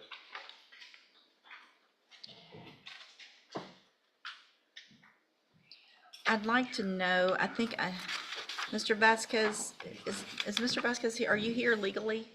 Yes, ma'am. You are? Yes, I have a residence. Okay. Residency. Okay, and it's up to date and there's no issues with regard to that. Mr. Parker, you may proceed. Your Honor, starting off, the court maybe remembers, he had health issues earlier on, and that was part of my issue, getting to talk to him initially, and he's still has health issues, but he has consistently had the same story of trying to register the Port Arthur Police Department, calling, and I think he truly has, and I believe the probation officer or somebody looked at his phone to see the record, and he did try to call in May of this year. I mean, I'm sure we don't have any kind of proof of when he tried to call in the past, but and it falls on him that he didn't do it. And if he's calling and having issues, I think what he should have done was talk to the probation officer and said, hey, I'm calling, but they put me off. There's no voicemail. And I'm very familiar with the Port Arthur Police Department. I know that there's a lot of times you cannot leave voicemails to some of these people, and they do not call you back. But he wants to address the court regarding his things he's done to try to report. He wants to stay on probation. He doesn't have any new offenses. He's trying to comply, and he wants to prove to the court he can complete probation. He wants to address the court, Your Honor. Okay, we'll get to that in just a second. I have so this talks about sex offender treatment, and what Dr. Asteris described his progress is below average, needing improvement. Since this time, is there anything that's changed that you need to let me know of, Ms. Simon? No, ma'am, that was the June report that you said that it was below average. There's also some things Ms. Simon is going to ask her a few questions, Judge. Yes, sir. Ms. Simon, would you explain to the court? Real quick, before you do that, raise your right hand. Do you swear or affirm the testimony you're going to give in this hearing will be the truth, the whole truth, and nothing but the truth? Thank you. Ms. Simon, you've been the probation officer for Mr. Vasquez for the entire time he's been on probation? Yes. Okay, has he been compliant? In regards to reporting and business. Okay, but he's on for indecency with a child. Right? Yes, correct. And that's an important charge for him to be supervised also as a sex offender. Yes. And he fails to register or fails to report with Port Arthur PD, which is his reporting agency, is that right? Yes. Now, between the time of the last time we were here, when he pled true to not, to make sure I'm being clear on allegation number 2, correct, register with the sex offender tracking program, he has not done that yet. Correct. Okay, and have you tried, meaning like you talked to him in regard to reporting with Port Arthur PD? Yes, I'm giving him several phone numbers to contact him. And to your knowledge, has he ever done that? He showed me call logs, but that's all. Okay, now, have you had trouble before with other clients not being able to report Port Arthur PD? Not this long. Okay, and yet this defendant somehow cannot report, and that's part of his probation. Correct. And this, I guess would argue that's the most important part of his probation. Yes. Okay. I have no further questions, John. So you're still not registered? No, ma'am. I spoke to him Thursday. I went up there Thursday, and I waited for him to show up. And I talked to him, and he told me the same thing, call me, leave a message, and I'll get back to you. And like, Who's George the, Clark.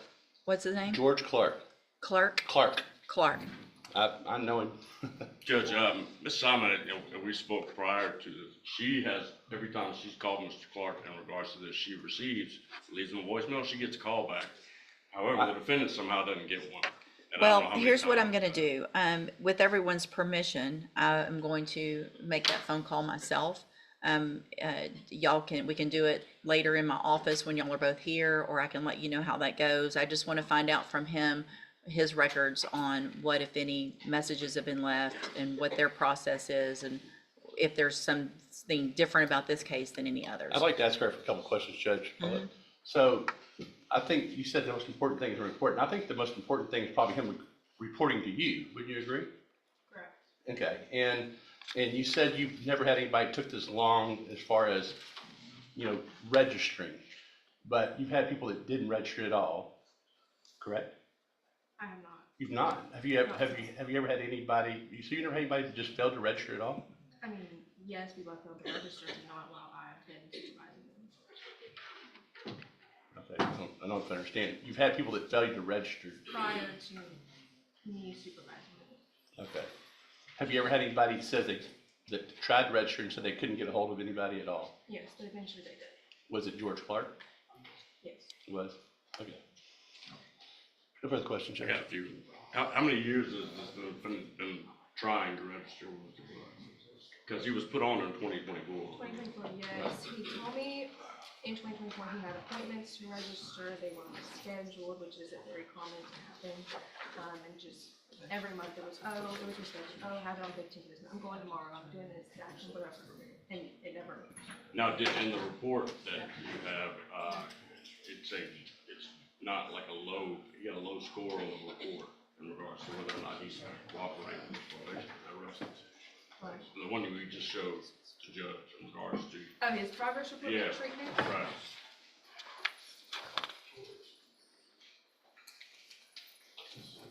It was below average and he didn't improve. Is that consistent with the person who hasn't fully registered or his exponent? Yes. That actually follows right in line with somebody who's not following through. No more questions. Couple more. You stated you looked at his call log on multiple occasions, correct? I asked him to show me, yes. I was telling him to call every day and it was like once a month. It was not consistent as I instructed him to do Okay. so. So, but you saw that previously in the past, and you did see where he had made attempts to call, correct? Okay, so it's not like he's not lying to you, he's attempted to call. Maybe he hadn't called every day like he should have, hadn't been perfect, but he has called. Yes. Okay. Okay. Briefly, Judge. Oh. Just an argument. Your Honor, in this. Well, here's the thing, we're not gonna do argument Okay. today, because I wanna find out from Mr. Clark or Officer, whoever that is, whatever's rank he is over there, what's going on. Because I just find it hard to believe from March of 2024 to July of 2025, if you were really working on that like you should have been and like you were told, that it would not have taken place. Even if there's some issues getting calls back. If you're required by law to do something, then you know you can go to prison for it. I'd be making that phone call every day. And especially if I was going to court for sentencing on a felony, I would have been up there every single day since you pled on this case to make sure when I walked in today that I was registered. And you haven't done that. And so that's a big concern of mine. But I want to talk to Officer Clark first. I'm going to reset the case 1 week. I want everybody back here next week, and I'll let y'all know before we can either get together and y'all can be a part of that if you want to. All right, we'll see you next I week. just asked the court to confirm that he went down there and was told to call. I'm going to confirm everything I possibly can. Thank you, Judge. Any notes or records that he has, that's what I want to try to find out, messages or anything like that. Okay? Thank you. You're free to go. Thank you. All right, so hopefully we can catch the end of that next week. Let's go back to Judge Middleton. He's going to deal with another contestant.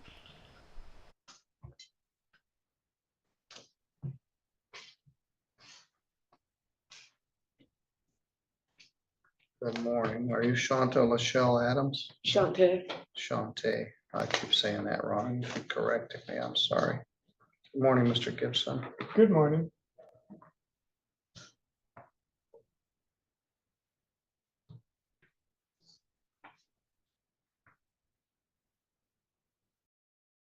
This is the time and date for sentencing on a charge of resisting obstructing a police officer as an attempt. At the time I took the plea, I frankly didn't know what to do with Miss Adams. So I asked for a pre-sentence report. She's young.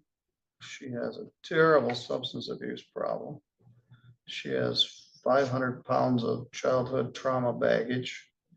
And she doesn't even mostly remember what happened. It was charged as a felony resisting, obstructing, and reduced to a misdemeanor attempted resisting. So I asked for a pre-sentence report. The defendant has a previous resisting and obstructing charge back in 2021. And the disturbing the peace. All those are alcohol related. So I'm listening to the arraignments this morning and I saw you sitting in Judge Patterson's courtroom. I thought you were just early. And then I heard him call your name and realized you just got arrested for drunk driving while you're on bond for this case with no alcohol conditions. So if I didn't know what to do before, I still don't know what to do. And now you're facing a drunk driving charge. Autumn, what was the BAC in that? The breathalyzer at the jail that evening of the arrest was a .110.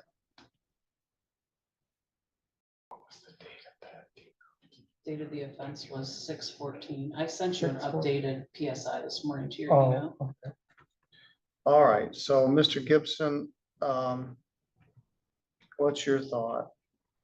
Well, the defendant presented me today with a letter from Enlightened Recovery that was dated July 2nd, and it says that she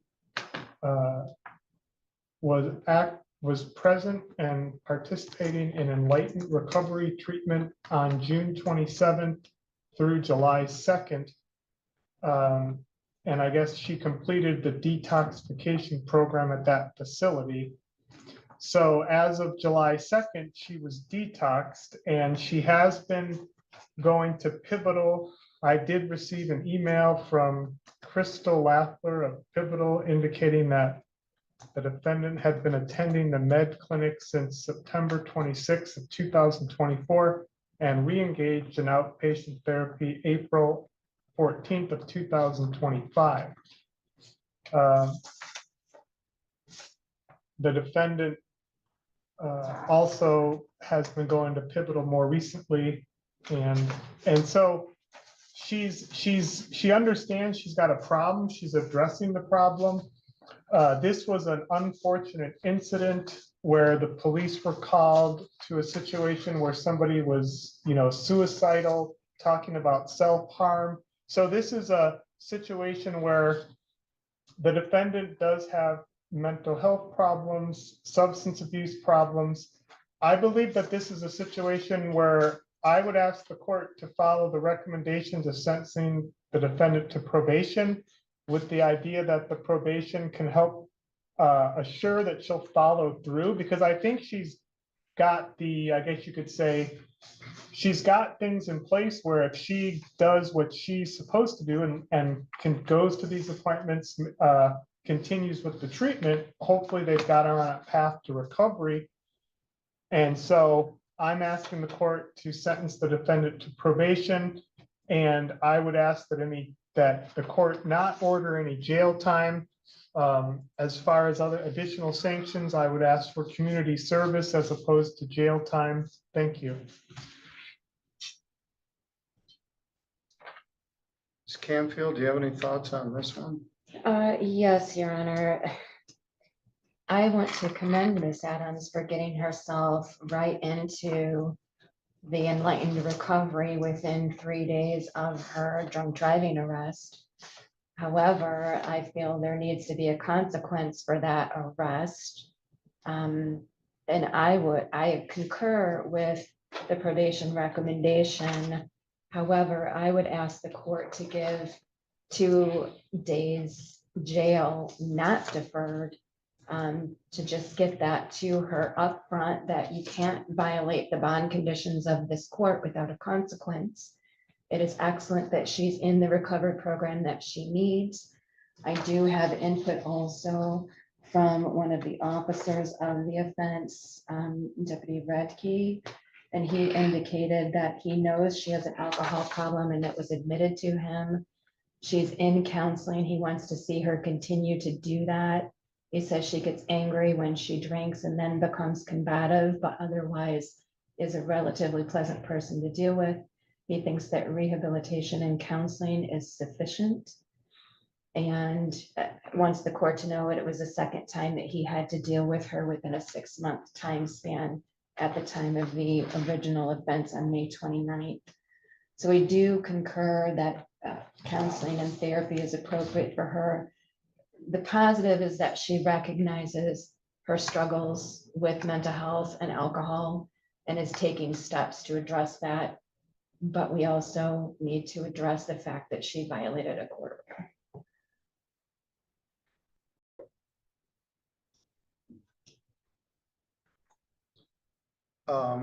Autumn, I'll give you the last word, but Miss Adams, anything you want to tell me?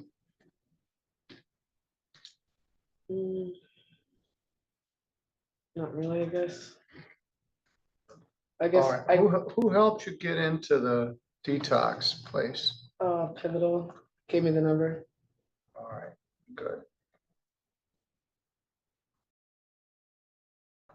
And I see a one-on-one person at Pivotal that helps with alcohol as well. Who's that? Her name's Tracy. Okay. Is And that we a just- peer support? Yeah. Okay. One concern, in addition to your high blood alcohol level, is you're mixing with your medications. And which is part of why you were so off the rails the night of this incident in May. And then in June, you're taking your meds as prescribed and mixing them with a large amount of alcohol and driving a car.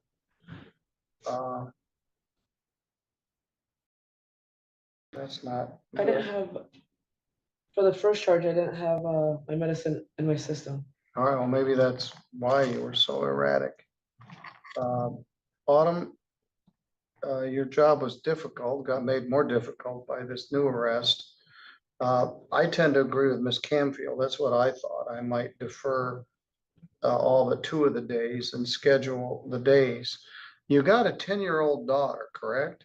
Yes. And she lives with you? Yes. And Autumn and I had the same question. What do you do with her when you go off on these benders? And apparently they were staying with a friend or something. I'm also concerned about what you do for money. You got a small child, you got a car, you got car insurance, you got groceries. You did work. Do you have any plan to maybe go back to work at some point? Yes, I was waiting to see how court went and work around whatever happens. All right. Because I didn't know if I was gonna get probation and had to test or Yeah. what I would have to do. Well, we haven't got to the drunk driving case yet. That's gonna be Judge Patterson's. All right, Autumn, I said I'd give you the last word. Anything else to say? So in light of this new charge that is pending, I understand that on that charge, she's more than likely, if she's found guilty of that charge, will go on another probation. I would ask that the probation in this case be increased to 24 months. She was in treatment with Pivotal, however, it was for mental health. So her and I discussed when we had our interview that she get a substance abuse assessment with Pivotal. I understand that she went to rehab, but here lately I'm hearing that there isn't any aftercare for any of those programs. So I want her to get involved with Pivotal. We did discuss that she would be testing twice a week randomly for alcohol, take her meds. I am concerned about her daughter. I need to, as part of the court, I want to make sure that that her daughter is taken care of and that Miss Adams is taken care of. I don't want anything, to happen to her. She does understand that she has an addiction. She understands her mental health, and I applaud her for taking care of that. However, these two are not mixing, and we're just starting to go down a spiral that we can't go down anymore. So I would ask that the probation be increased to a 24-month probation, eligible to be discharged in 12 months instead of the 12 that was initially recommended.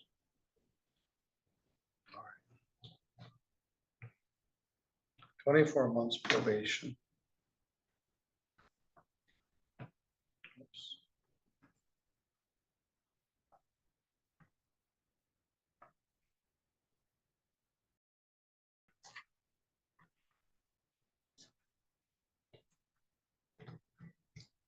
Because I guess, yeah. 10 days jail. Credit 1. Maybe 9 days to serve. Of the 10 days ordered, 7 are deferred, so you owe me 2 days. I don't want to do it right now because I don't want to leave your daughter unsupervised, but we're going to schedule it. I'm going to make the fine 0. You've got enough financial hardship as it is, but there's a $75 crime victims' rights fee, $50 state minimum fee, $150 attorney fee, and $960 probation oversight fee, which could be reduced by $480. And let's add that up. You did post a bond, the surety company, 125, 150, 960, 1235.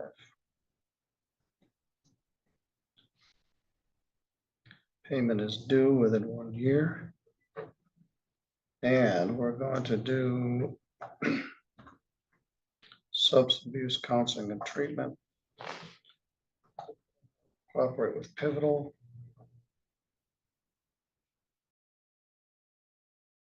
Take home meds as prescribed. Sign a release.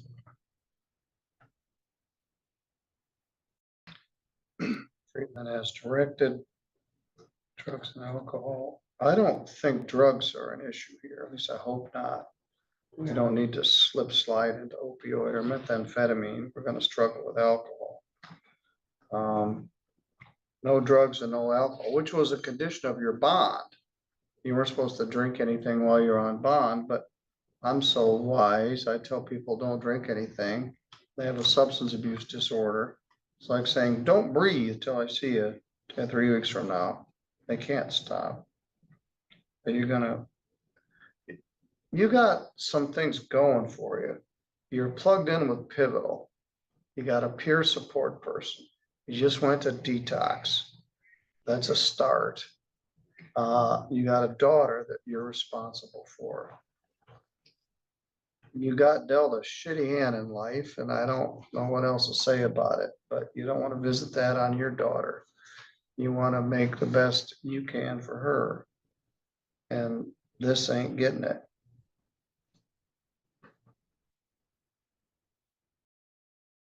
So I'm gonna try to make it better. Plus you got people that care about you, your neighbors, your caseworker staff. Your neighbors were concerned about you, even the cops. They know what the deal is. You're a nice girl. When you drink, you get combative. You let all the inner anger come out. And somebody's gonna get hurt. Autumn, to leave anything out? 2 times a week alcohol testing. I put as directed. 2 times a week. All right, we're gonna be on your case, not in a negative way, but as a just sort of checking in with you. Peer support people are great. The Pivotal treatment people, they turn over so much, I don't know them as well. But you got 2 more people that care about what happens to you, your probation officer and me. So let's see if they can get better as we go through the summer into the fall. But you're also going to owe me a weekend at jail, which Autumn will schedule. Both of those. All right. Good luck to you.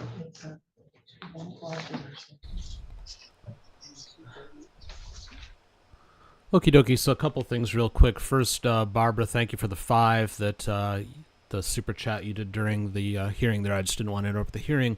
But you said, Dan, it's who you are, in reference to my hosting abilities, I guess, so thank you. You don't have to try. That's false. Everybody has to try, because that's how you get better. I think I actually have it behind me. Well, no, it says do or do not. There is no try. Now I don't agree with what it says behind me. You have to try.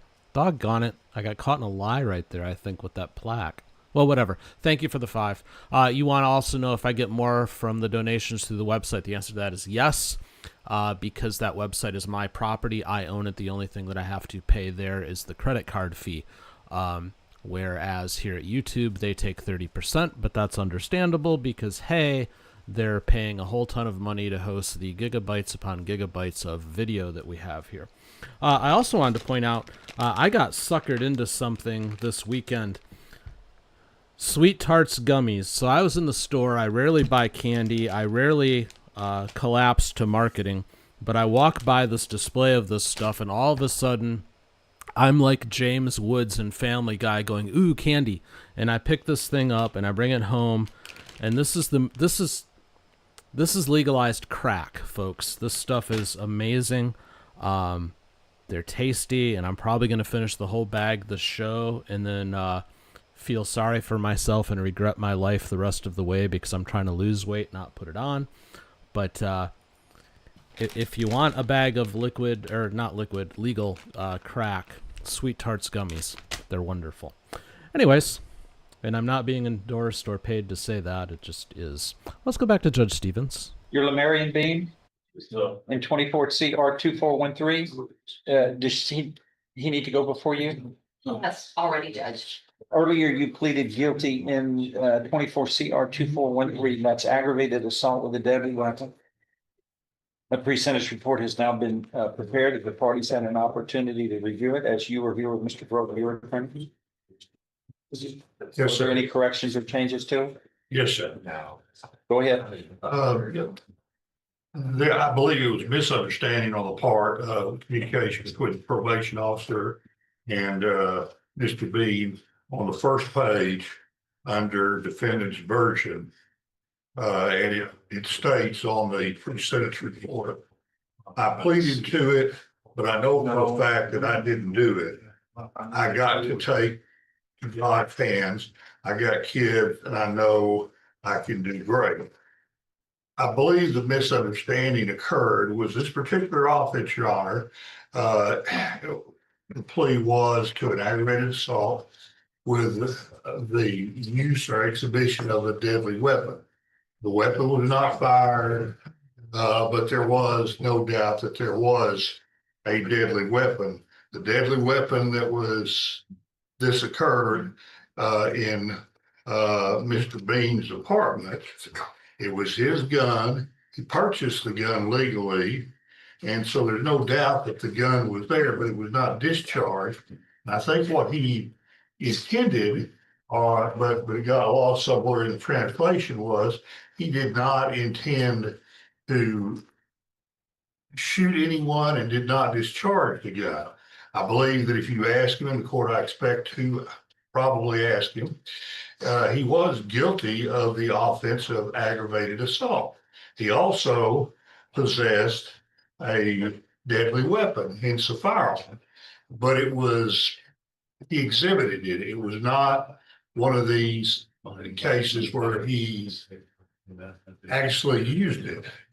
The fact situation here is a court where it was his apartment. He came in, he broke the door to get into the apartment because it was locked. And the gun was there. There's no doubt about that. There's no doubt that we had the gun. The officers found the weapons. They found some bullets in the house. They weren't in the gun, but they were in the house. So none of that. He does not dispute it being a deadly weapon, but he does dispute him using the gun to threaten them by pointing it at him or anything like that.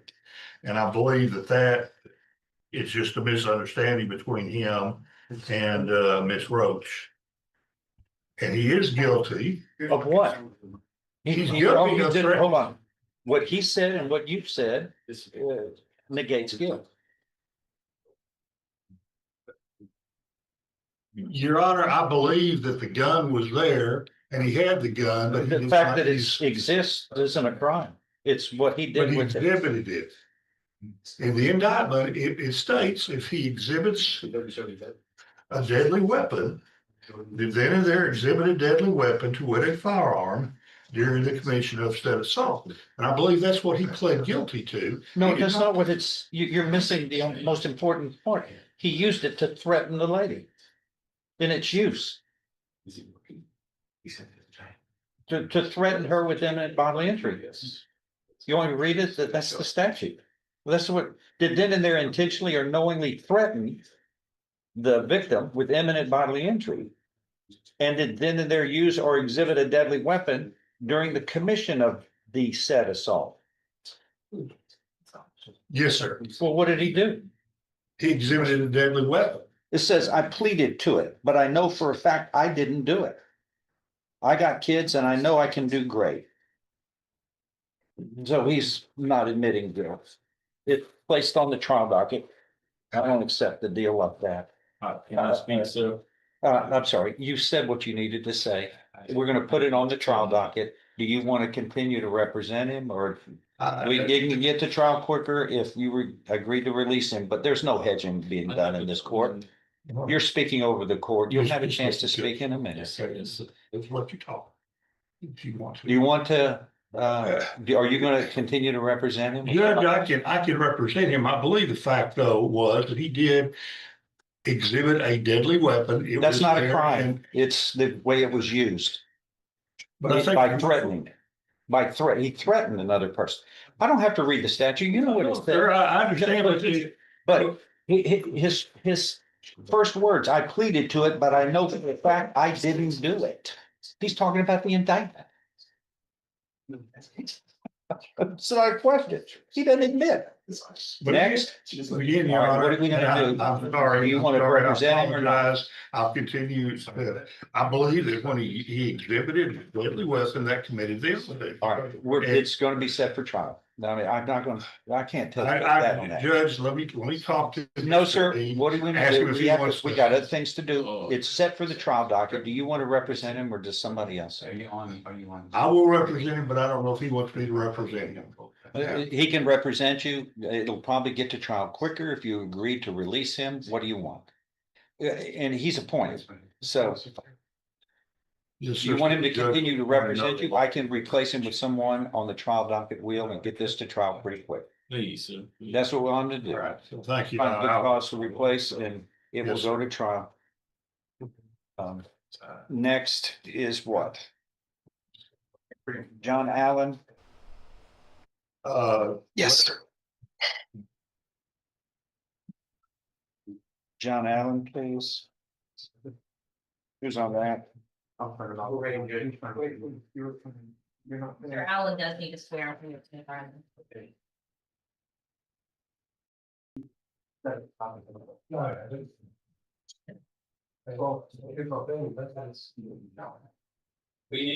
John Allen.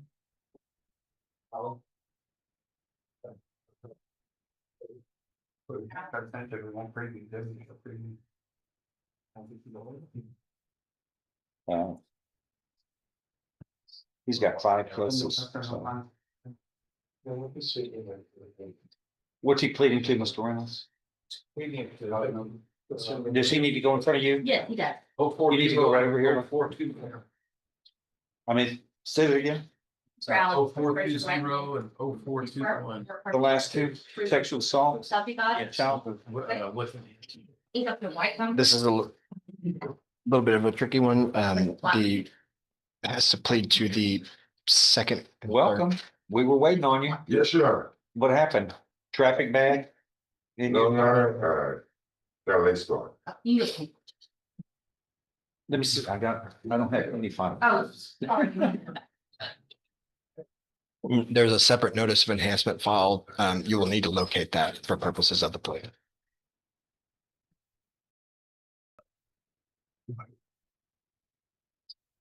Did you do that?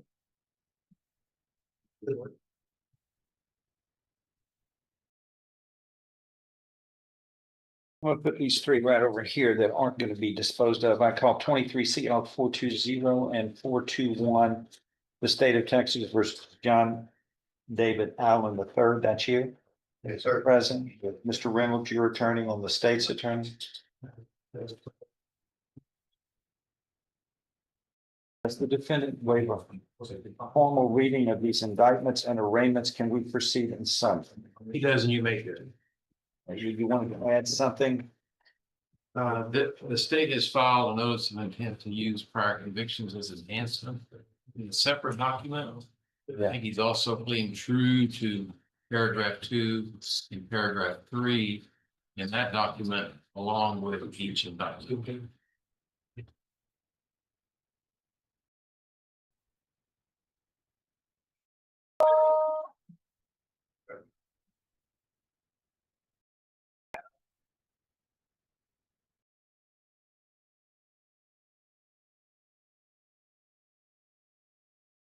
Well, it's not anything found like that in 420.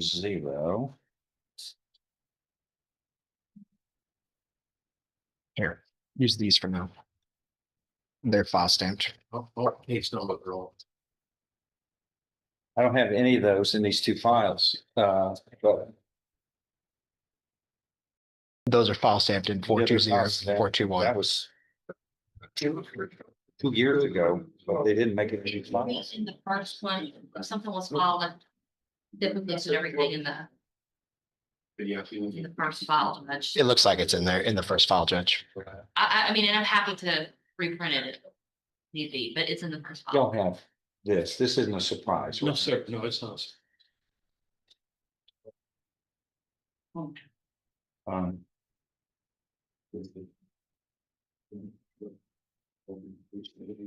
Okay, there's notices of intent to enhance the punishment range that were filed in each of these cases.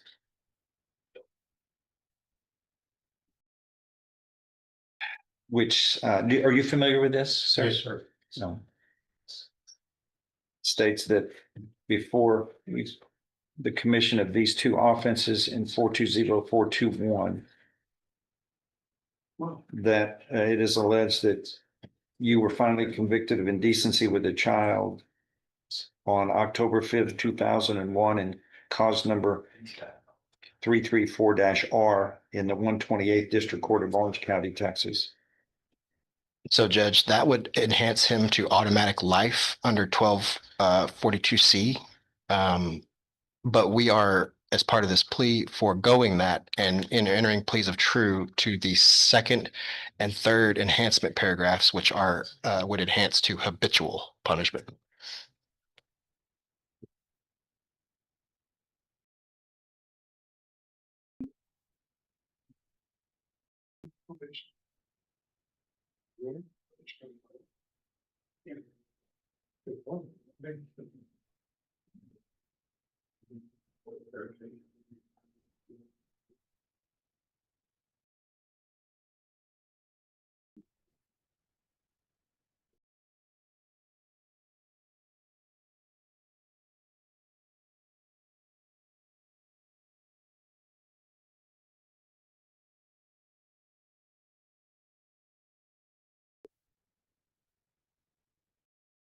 So the second and third enhancement paragraphs are to in sequence felonies.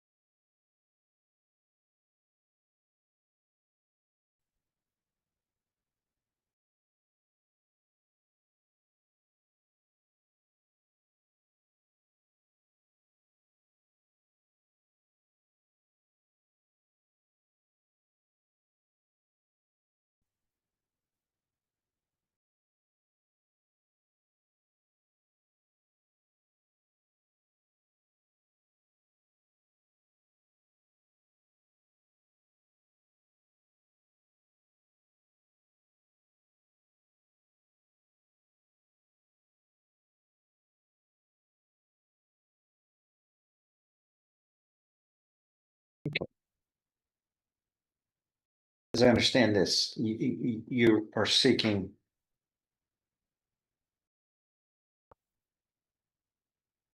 to move forward on the enhancements, paragraphs, enhancement for paragraphs 2 and 3.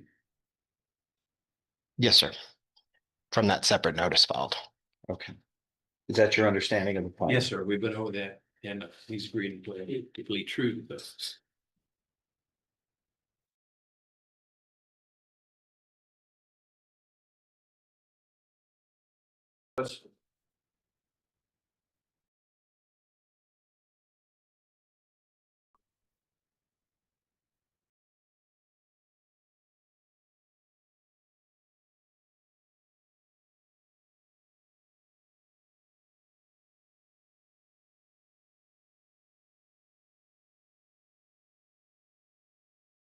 All right, can we take these two together?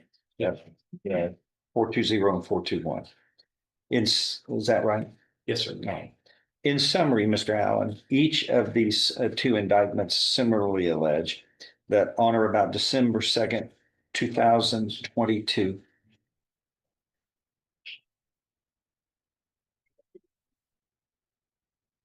look at 421 at your indictment.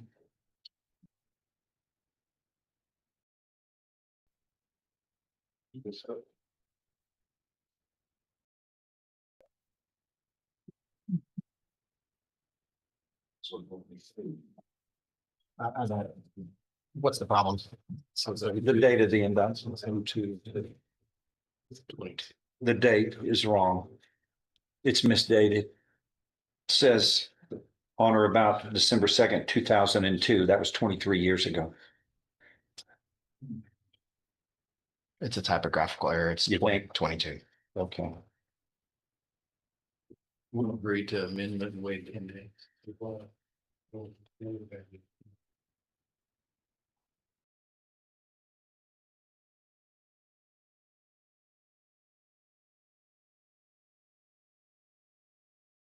It conforms to the probable cause affidavit of 2022. Correct it. Without objection? No objection.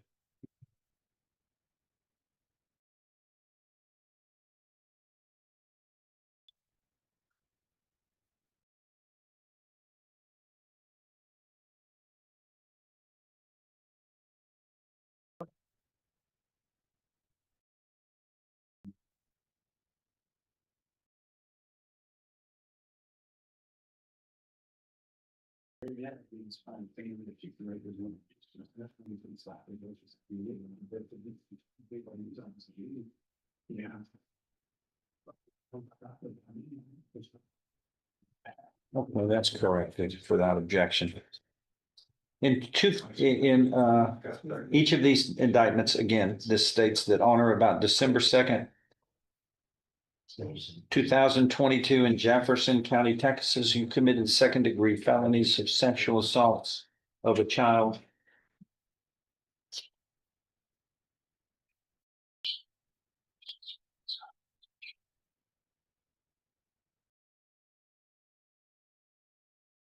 Do you understand what you're charged with in each of these cases, sir? Yes, sir. Based upon the filing of the state's notices of intents to enhance punishment range, the defendant has been on notice since June of 2023, over 2 years ago. The state intended to enhance the punishment range, which would have been a second-degree felony, no less than 2, no more than 20 years confinement in prison, and a fine up to $10,000 in each case, with what are called enhancement paragraphs 2 and 3 out of the state's notice filed on June 1st, 2023, which alleged that you were finally convicted of burglary of a habitation under Texas Penal Code Section 30.02, a second-degree felony, on October 4th, 2001, out of the 128th District Court of Orange County, Texas, and cause number A is an Adam. -980-728-R as in Robert. Do you understand what is being alleged in that notice of a prior conviction, sir? Yes, sir. Is that allegation true or untrue? True. Are you pleading true to that voluntarily and because it is true? Yes, sir. And raise your right hand. Do you solemnly swear or affirm all statements that you make during this hearing are the truth, the whole truth, and nothing but the truth, so help you God? Yes, sir. And again, you're restating that that allegation called enhancement paragraph 2 from the state's notice of intent to enhance punishment range is true and correct as it is alleged, and you're pleading true and correct to that voluntarily. Yes, sir. Next, it goes into enhancement paragraph 3. It is alleged that after the burglary of a habitation conviction was final, as described in enhancement paragraph 2 of this notice, that you thereafter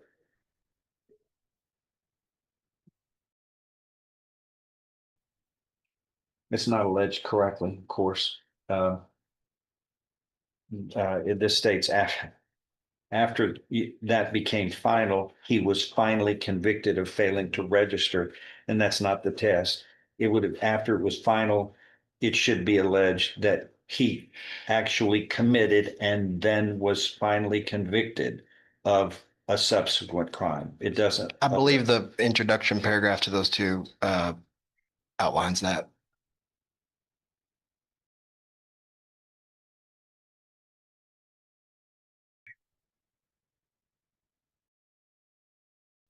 Where?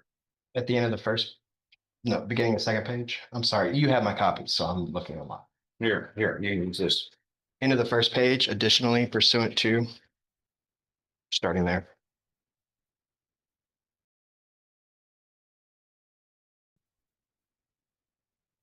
That's not good enough. It's just restating law. It's not stating facts that support the circumstances for habitual felon. Well, Judge, it states that we intend to offer evidence of enhanced punishment pursuant to that section right there. It outlines exactly what is required, and then it states the two enhancement paragraphs. I mean, I didn't file this notice, but I think it's sufficient. If we need to amend to fix that, then I let's think do it it. needs to be fixed because it's giving two prior convictions, but not in sequence under law. And he's going to plead true to that, but it's not, he's pleading true to what this states. It Okay. doesn't state that they were the timing. And so I would suggest the enhancement paragraph 3 needs to be changed after that become final.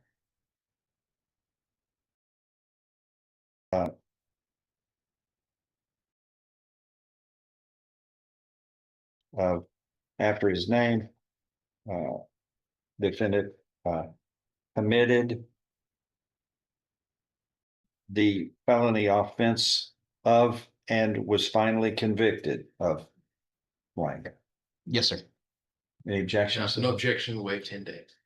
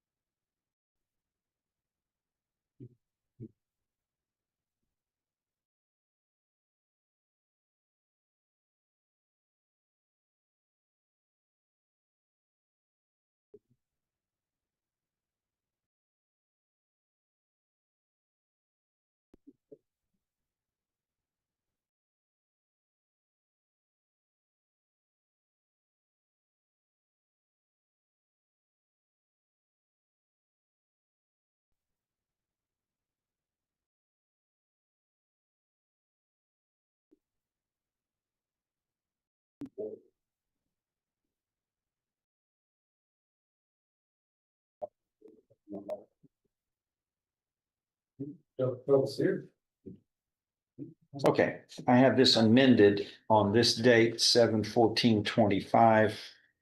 And it reads enhancement paragraph 3, before the commission of the primary offense and after the conviction in cause number A-980-728-R became final, defendant John David Allen, comma, committed the felony offense of, comma, and it then picks up, was finally convicted of failure to register sex offender, third-degree felony offense. Any objection to that? No objection to that magnitude.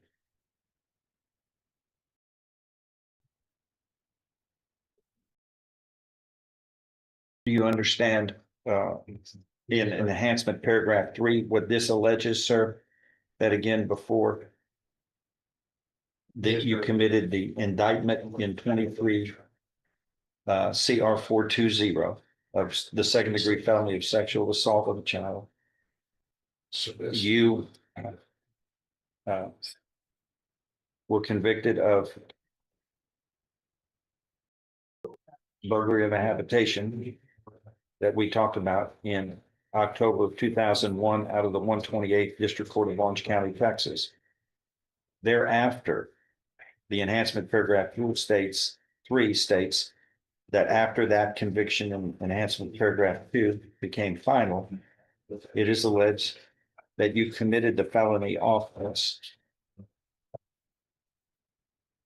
and was finally convicted of the subsequent crime of failing to register a sex offender, a third degree felony, on September 20th, 2018, out of the 203rd Judicial District of Dallas County, Texas, in cause number F-1875601-B. Then this indictment is picked up. After those two convictions were final, then you committed this new offense in 421. Do you understand the sequence? Yes, sir.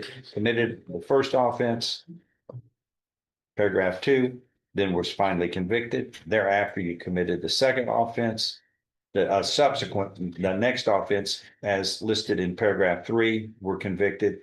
Thereafter, commit this new indictment. Yes, sir. That makes you, if all of this is true and correct, an habitual felony offender. Do you understand? Yes, sir. Are those allegations and then those enhancements true and correct as they are alleged? Yes, sir. And are you pleading true and correct to that voluntarily and because it is true as it is alleged and amended? Yes, sir. Okay. Thus, you are a habitual offender, which means you face a term of life imprisonment or any term of not more than 99 years or less than 25 years in prison, in addition to fine, and there is no fine as an habitual felon. Do you understand? Yes, sir. Is that your understanding of the punishment range? Yes, sir. There is an agreement that's been reached where you would be pleading guilty to the indictment and to the state's notice of intent to enhance the punishment range with the enhancements of paragraphs 2 and 3. And you would be sentenced to 50 years in prison. Is that your understanding of the agreement? Yes, sir. If I follow this agreement, you have no right of appeal. Do you understand? Yes, sir. Also, 3 other cases will be dismissed. And those are going to be 23 CR 31, 32, and 33. Yes, sir. If I follow this agreement, sir, you have no right of appeal of your cases. Do you understand? Yes, sir. I do. Therefore, how do you plead to this indictment? Guilty or not guilty? Guilty. That charges you with the second degree felony of sexual assault. And this is the indictment in each case. 23 CR 420 and 421 in each of these cases, which similarly allege sexual assaults of the child and on this date, on or about December 2nd, 2022 in Jefferson County, Texas. And these were separate assaults of the same child. sexual assaults of the same child. Are those allegations true and correct as they are alleged? Are you pleading guilty to those voluntarily, knowingly, intelligently, and because you are guilty? Yes. And then the enhancement paragraphs of 2 and 3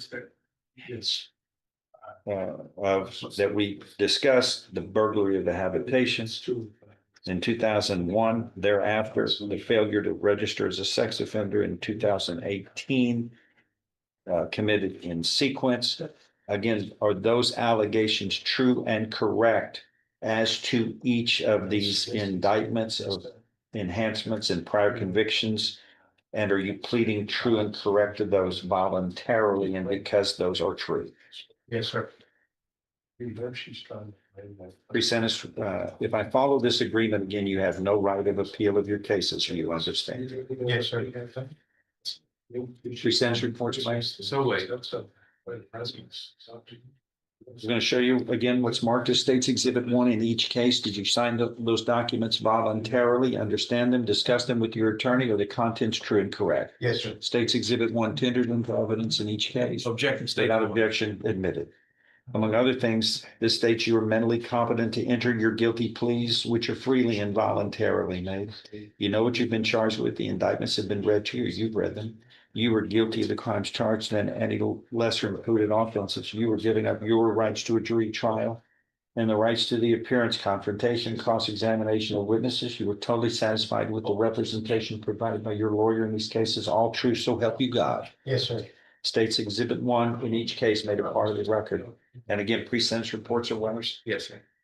If nothing further, I'm going to find that you are pleading guilty in each of these cases to these the second degree felonies of sexual assault of a child voluntarily, knowingly, intelligently.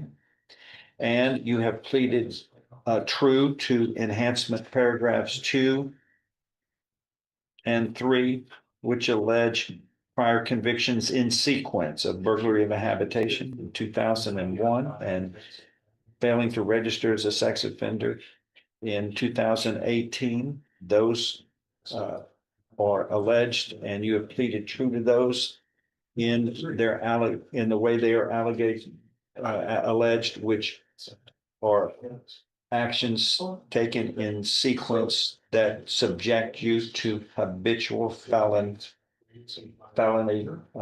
sentence, which means you are facing no less than 25 years in prison up to 99 years or life imprisonment.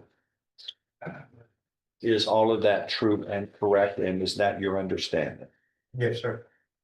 I therefore find you guilty as an habitual felon in each of these cases, as paragraphs 1, 2, and 3 for each of these indictments, as placed into the record under the state's notice of intent to enhance the punishment range in each of these cases, have been proven true beyond a reasonable doubt.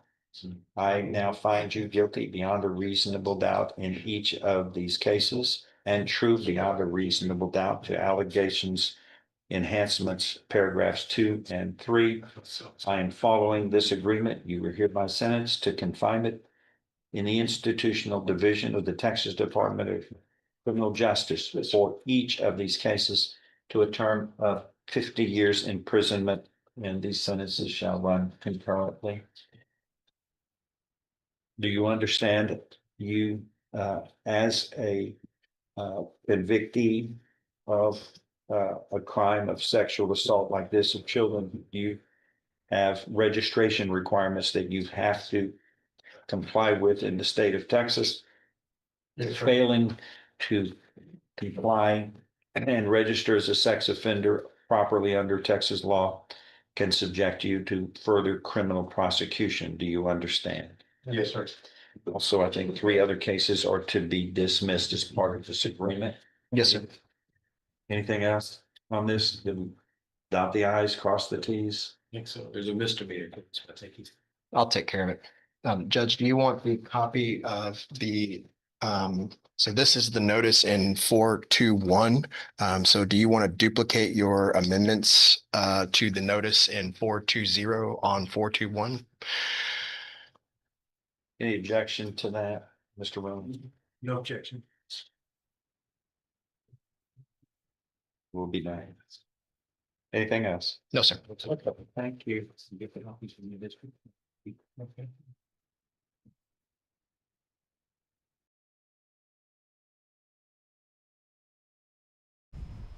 Okie dokie, folks. So you were all very helpful in the poll that came out 50-50. So here's what we're going to do. We're going to go to Judge Boyd for a little bit, and then we'll finish our day off with Dungeon Court. So we'll do a little of each. So, yeah, let's go to Judge Boyd. All right, so where are we on discovery? Your Honor, I believe that there's one video that we haven't seen, but we should have confirmation of probably by the end of the week, and that's just a body cam. Just to back up for the court to understand, this case is a little bit old. Client was apprehended. He was a fugitive for a while there, and so the video we're talking about is from back in 2023, but I'm thinking that, so in other words, I don't want to say that that we don't have it. All right. But I would like to confirm it because there's some specific facts to address with him. I would think that we could reach a resolution on this case rather quickly, but there's something that needs to be confirmed first. When do you want this recalled for plea deadline date? Your Honor, I would ask for 3 weeks, maybe, Judge, or however the judge. Ms. Ferguson, could I have a 3-week reset date for a plea deadline date, please? And Your Honor, we have one other. Just one moment. Oh, I'm sorry. Thing at a time. I can do August 4th. All right, August 4th is going to be your plea deadline date. And the other issue, counsel? Your Honor, he did have a failure to appear on April the 3rd. 2025. He's currently remanded without bond. Yes. We would ask the court to consider setting a bond in this case. All right, if y'all set that on the docket for hearing, then the court will hear it. And whatever date you want to set that, Ms. Ferguson will take care of it. Number, what page is he on? He's on the first page, Judge. Thank you. All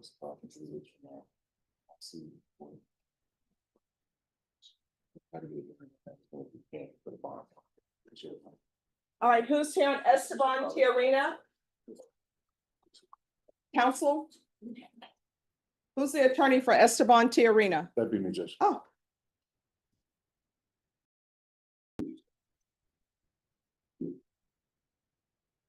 And counsel, your motion has been signed. Is that the Investigator. investigator? Yeah, we've done that one before. Judge, this. You've one done came that up from- before? Yes, the one for pre-indictment court, but that's where his GPS motions were filed, and that's what this hearing was supposed to be on today. But we do have an agreement with the state pending court approval, of course. What approval for what? To move him from full house arrest to partial for him to be able to work, Judge. All right, does he have proof of employment? He's working at Linda's Tires. Well, of course, he's on full house arrest, so he can't work for them now, but it's Linda's Tires and with the tree service, they're both, well, all businesses fundamentally are private businesses right now, but if you get what it's, whatever the court needs, we could produce for the court. All right, so I'll need work schedule hours. You know, can I talk to you for 2 seconds? Sure. All right, I need a discovery date, 30 days, please.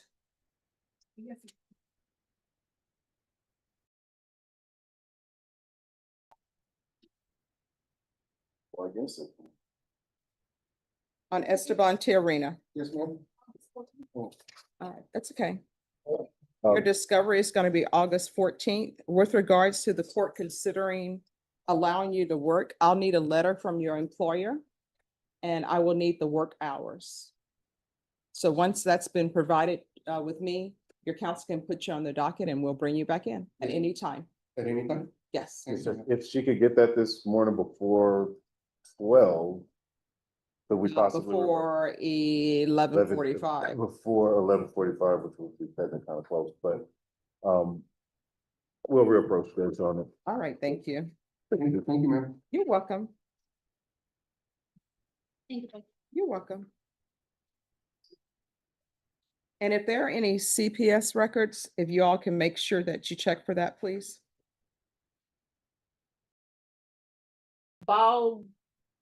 Bio Duke View? Who's the attorney? Thank you. All right. Hello. So in this one, you have motions to suppress statements, or what are we seeking to suppress? Your Honor, there were some statements made and there was some video, but Judge, really, I was going through that. His first language is Vietnamese, Judge. He does speak English. I have been able to communicate with him, but I know that out of an abundance of caution, once we get into the weeds of potential fleeing and or trial, so we would ask for a Vietnamese interpreter. Is he a citizen? He is a citizen. According, again, that's been verified by way of. All right, how long has he been in the United States? How long has he been in the United States? So about 23 years, according to him. All right. So if the court, I just thought that if his first language wasn't English, I thought the policy of the court was to want to have an interpreter, but No, it's, if he's able to speak and understand English, then, and he feels that he does not need an interpreter, then we will not have an interpreter. All right, so state, have you tendered all discovery on this case? Yes, Your Honor. Was an offer tendered? Yes, Your Honor. Sir, how old are you? I'm 36. All right, Ms. Ferguson, Yes, sir. can you set this for a 3-week reset for a plea deadline date, please? same day, the 14th. Oh, I'm sorry, August 4th. All right, August 14th, that's fine. No, August 4th. August 4th? All right. All right, we'll have you brought back on August 4th. Do you have any questions for me, sir? Oh, no, that's all. And just, I'm not sure, did the court call, I'm not sure if we're on the record, Judge? No. Okay, well, regardless, but Val, we will put it on the record. You're saying that you can understand the English language? Yeah. All right, You you were want to go given on the your- record?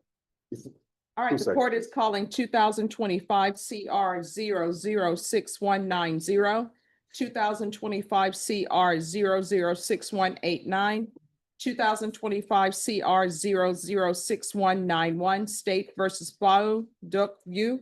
Can I have parties, can I have defense announced? Attorney Bill Simmons for defense. And are you Mr. Vu? Yeah. Can you raise your right hand for me, please? Do you solemnly swear or affirm the testimony you give will be the truth and nothing but the truth, so help you God? Yes, ma'am. All right, you can lower your hand, state your name for the record. State your name for the record. My name is Bob Duck. All right, how long have you been in the United States? I've been in the United States almost 23, 24 years. All right, and are you a US citizen? Yes, I am. Okay, are you able to understand the English language? Yes, I am. All right, do you need an interpreter appointed? No, I don't think I need it. Well, no, not I don't think. If you need an interpreter to speak in the Vietnamese language, then we will make sure that an interpreter is present. If you do not need an interpreter, then we will not have an interpreter present. Do you need an interpreter? That's either yes or no. There's no right or wrong answer. No? Anything else? No, that's all. No, Your Honor, just so when we went through your indictments, you understand you have 3 indictments. You read them, you understand what they say, and you read them back to me, remember? All 3 of them, the case for the criminal mischief, the attempt to take a weapon from an officer, and the assault of a peace officer. Judge, we've gone through those and you understand what you're charged with and are able to communicate effectively with that. Is that correct? Yeah. So again, you do not need an interpreter. No, no. Okay, All right, thank you. thank you, Judge. You're welcome. Maybe excuse Your Honor. Yes. Okay, friends, it's time for that guilty pleasure. And interestingly enough, they have the souls of the damned lined up, ready to whip or execute or whatever. There's quite a group. It's Dungeon Court. Justice, PRC 2544 A and B, Mr. Justice is present.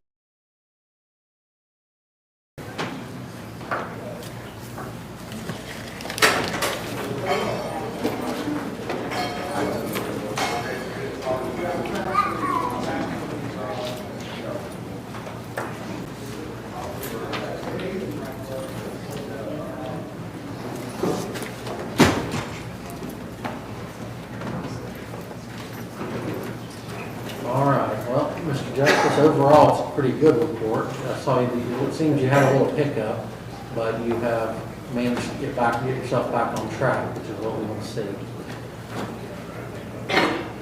You're just down with the treatment component here as well. I'm also going to set you back for September the 8th for review at 9 a.m.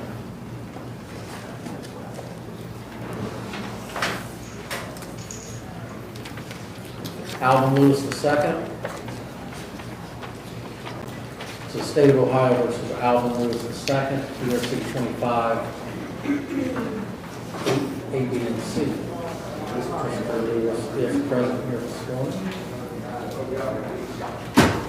And it looks like you've got all of your community service taken care of. That's a good start. If you wish to continue working community service, you can pay off your fines a lot quicker that way. And you don't have to shell the money out up front for that. You're making good progress. I'm going to set you back for September the 8th.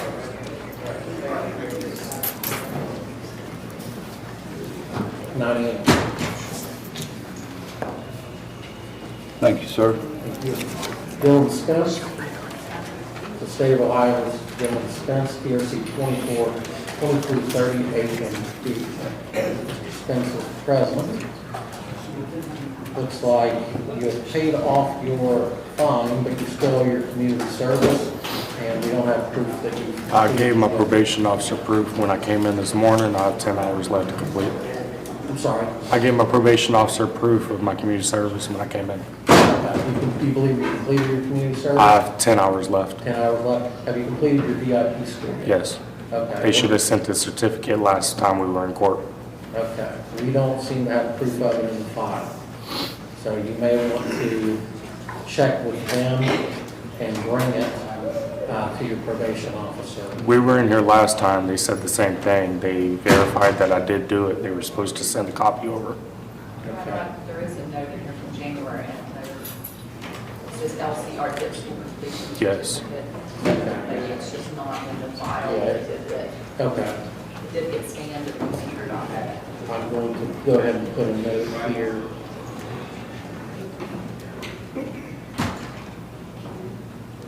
That was January 28th. All right. I'll set you back September the 8th for review at 9 a.m. Once the probation department has cleared that all of your community service hours are completed, you will no longer need to appear for that hearing. All right, thank you. All right, thank you. Matthew White. Yes, sir. The State of Ohio versus Matthew White, CRB 23576, A and B. Mr. White is present here this morning.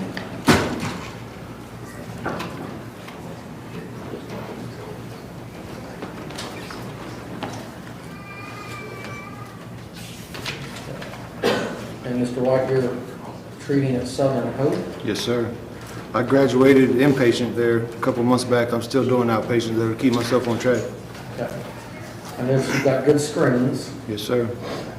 You're down to, you owe $85 left, and you still have 30 hours of community service. But more importantly, we want to make sure that you're doing well in your treatment. Yes, sir. And you're sure that you are. So I'm going to set you back for September the 15th for review at 9 a.m.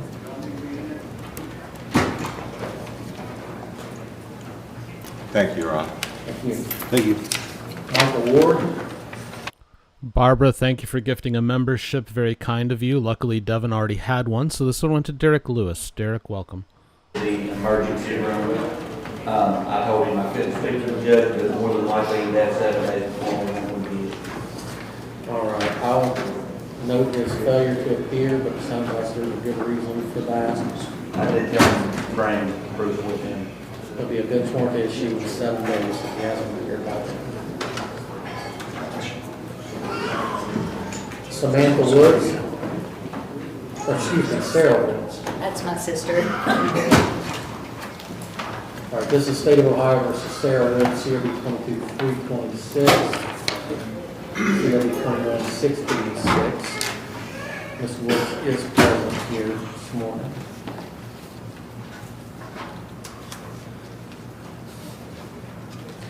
good report, Ms. Woods. Thank you. Your Honor, she has done some community service, she just needs to get it to me on letterhead.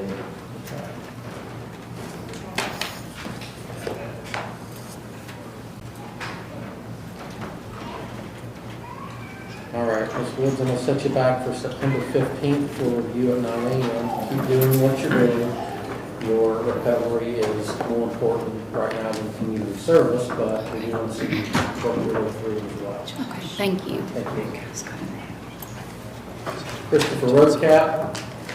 So State of Ohio versus Christopher W. Roadcap, CRB 23646, PRC 211172, A, B, and C. Your Honor, if I may, Mr. Roadcat was ordered on June the 30th to have some community service done before this next hearing. He has not been here.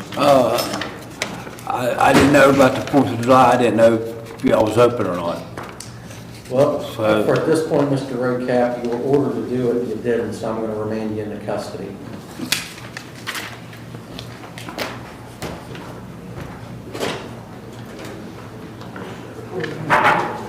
What was that, Mr. Roadcap?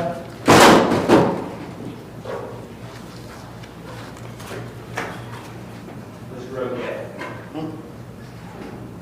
Mr. Roadcat. Come here. Yes. Mr. Roadcap, what was that when you said when you walked by? I'm just aggravated. I didn't ask if you're aggravated. I see you're aggravated. That's what you said. It wasn't what you said. We'll take it back at this point.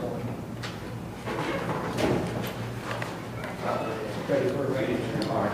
Next group of cases that we're going to call our arraignments. Our first appearances on cases. Excuse me.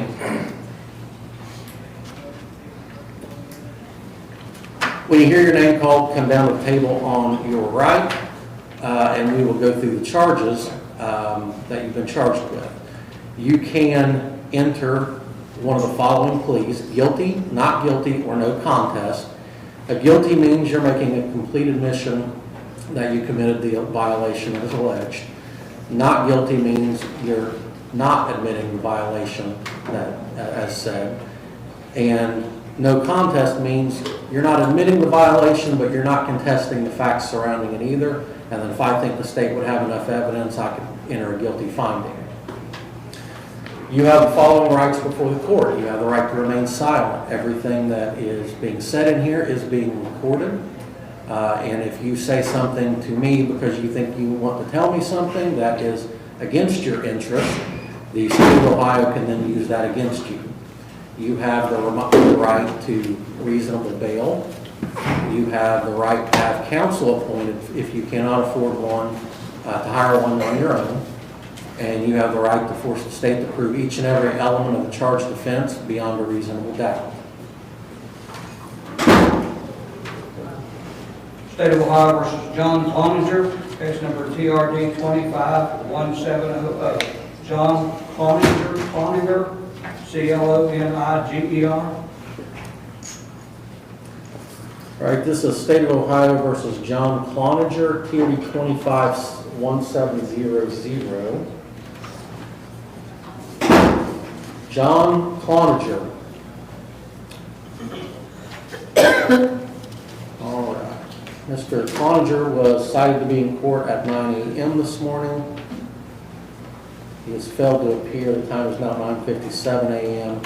There'll be a bench warrant issued.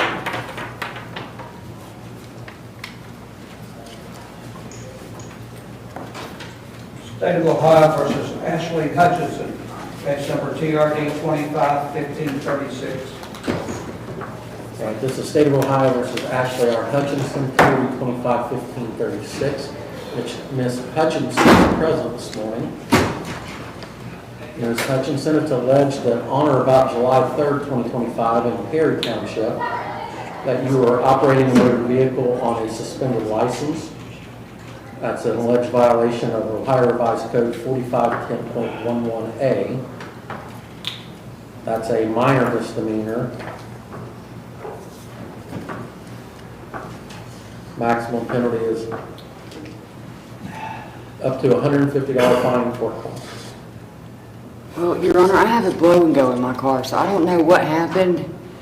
When he pulled me over, I let him know that. They said to bring the paperwork out here for the blow and go because I just got my license renewed at the beginning of May. So I don't know like what's going on because that's how I'm able to drive and I have to pay for it every week.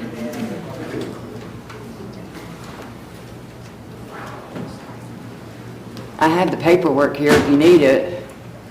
We can have Mr. Hill in the courtroom.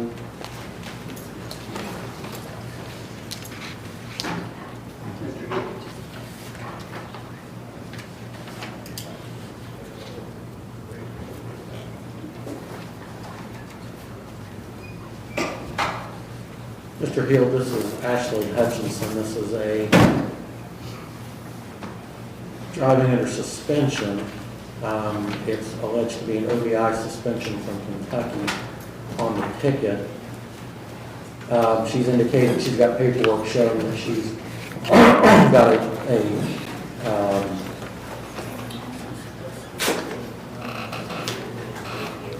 breathalyzer in the car. If you wanted to take a look at that. And I also have my reinstatement through Kentucky too here.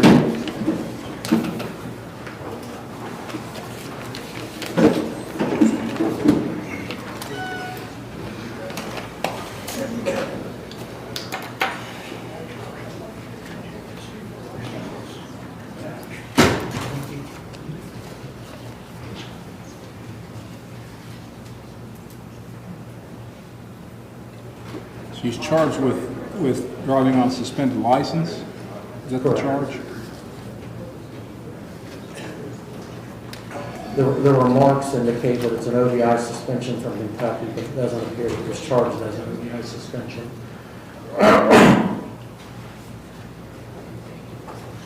Well, I mean, there's a form here that appears to be ignition interlock installation on May 19th of this year. And it looks like there's been a reinstatement fee paid according to this other form. When was that, Mr. Hill? May 23rd. This ticket was issued July 3rd. I mean, I don't know.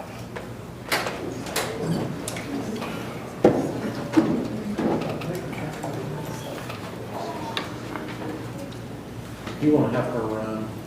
We can, Your Honor. Yeah.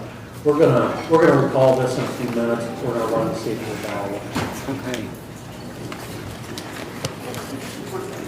Yeah, it was showing suspended, but it was in Ohio, so I don't understand like what's went wrong. Can you just have a seat?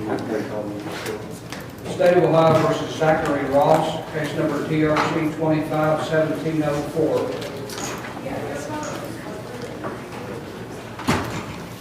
So State of Ohio versus Zachary Ross, TRC 251704 and CRC 25419. Looks like there was a habeas issued to the OSB on July 11th for failure to appear toward the arraignment. I read the ticket wrong. I apologize. I thought it was the following Friday. I just got off the boat. I worked 48 days straight. I was only home one day and I got the ticket. I thought it was the following Friday. Withdraw the habeas. Mr. Ross, it's alleged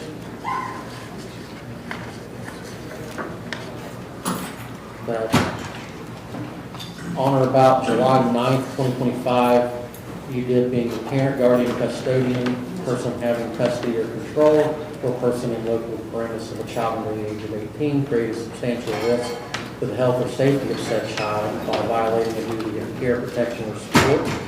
That's an alleged violation of Ohio Revised Code 2919.22C1, endangering children.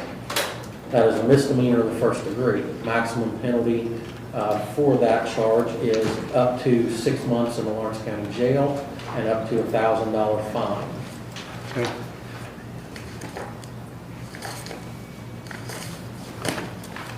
You were also charged in TRC 251704 on or about July 9th, 2025, in Fayette Township, it's alleged to operated a motor vehicle under the influence of alcohol or drug abuse or a combination thereof. That's an alleged violation of Ohio Revised Code 4511-19A1A. That is a misdemeanor of first degree as well. The maximum penalty, it's alleged first offense, the maximum penalty on that is up to 6 months in the Lawrence County Jail, up to a $1,375 fine, up to a 3-year license suspension. The minimum penalty on that is either 3 days in jail or 3 days in a driver intervention program, a $375 fine, and 1-year license suspension. How do you wish to play? Not guilty. Case number CRA 25418, that fighting possession of fentanyl.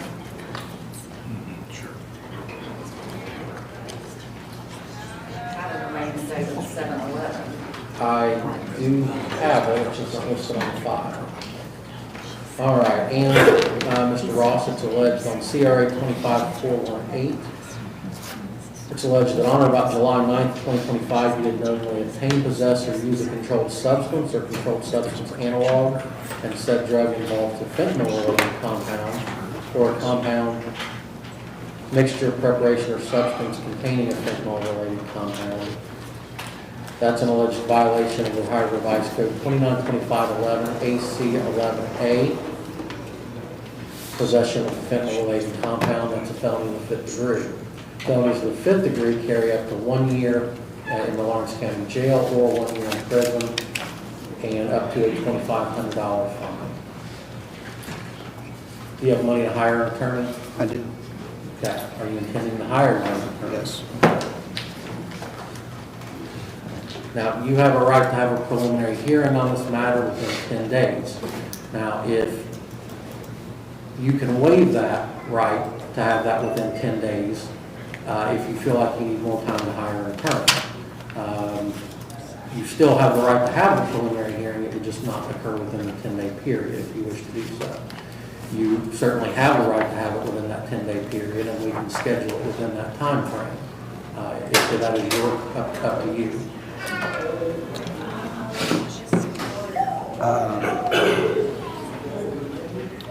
I don't know.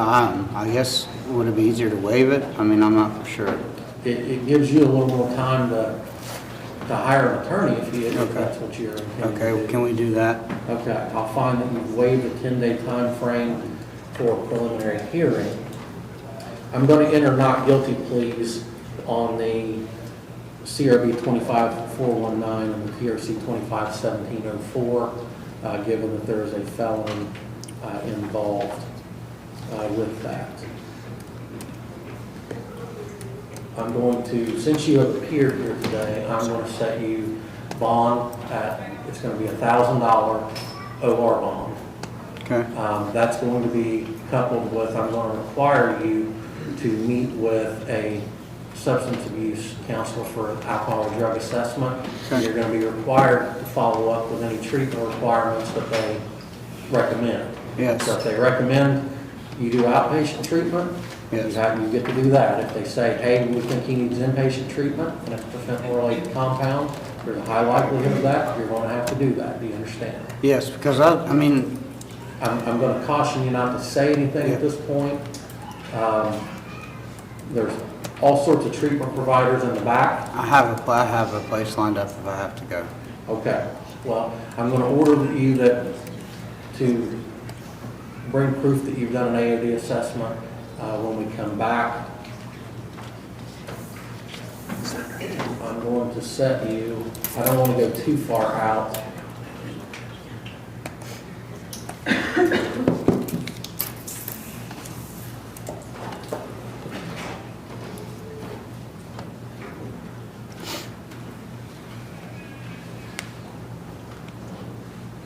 I'm going to set you back July 28th.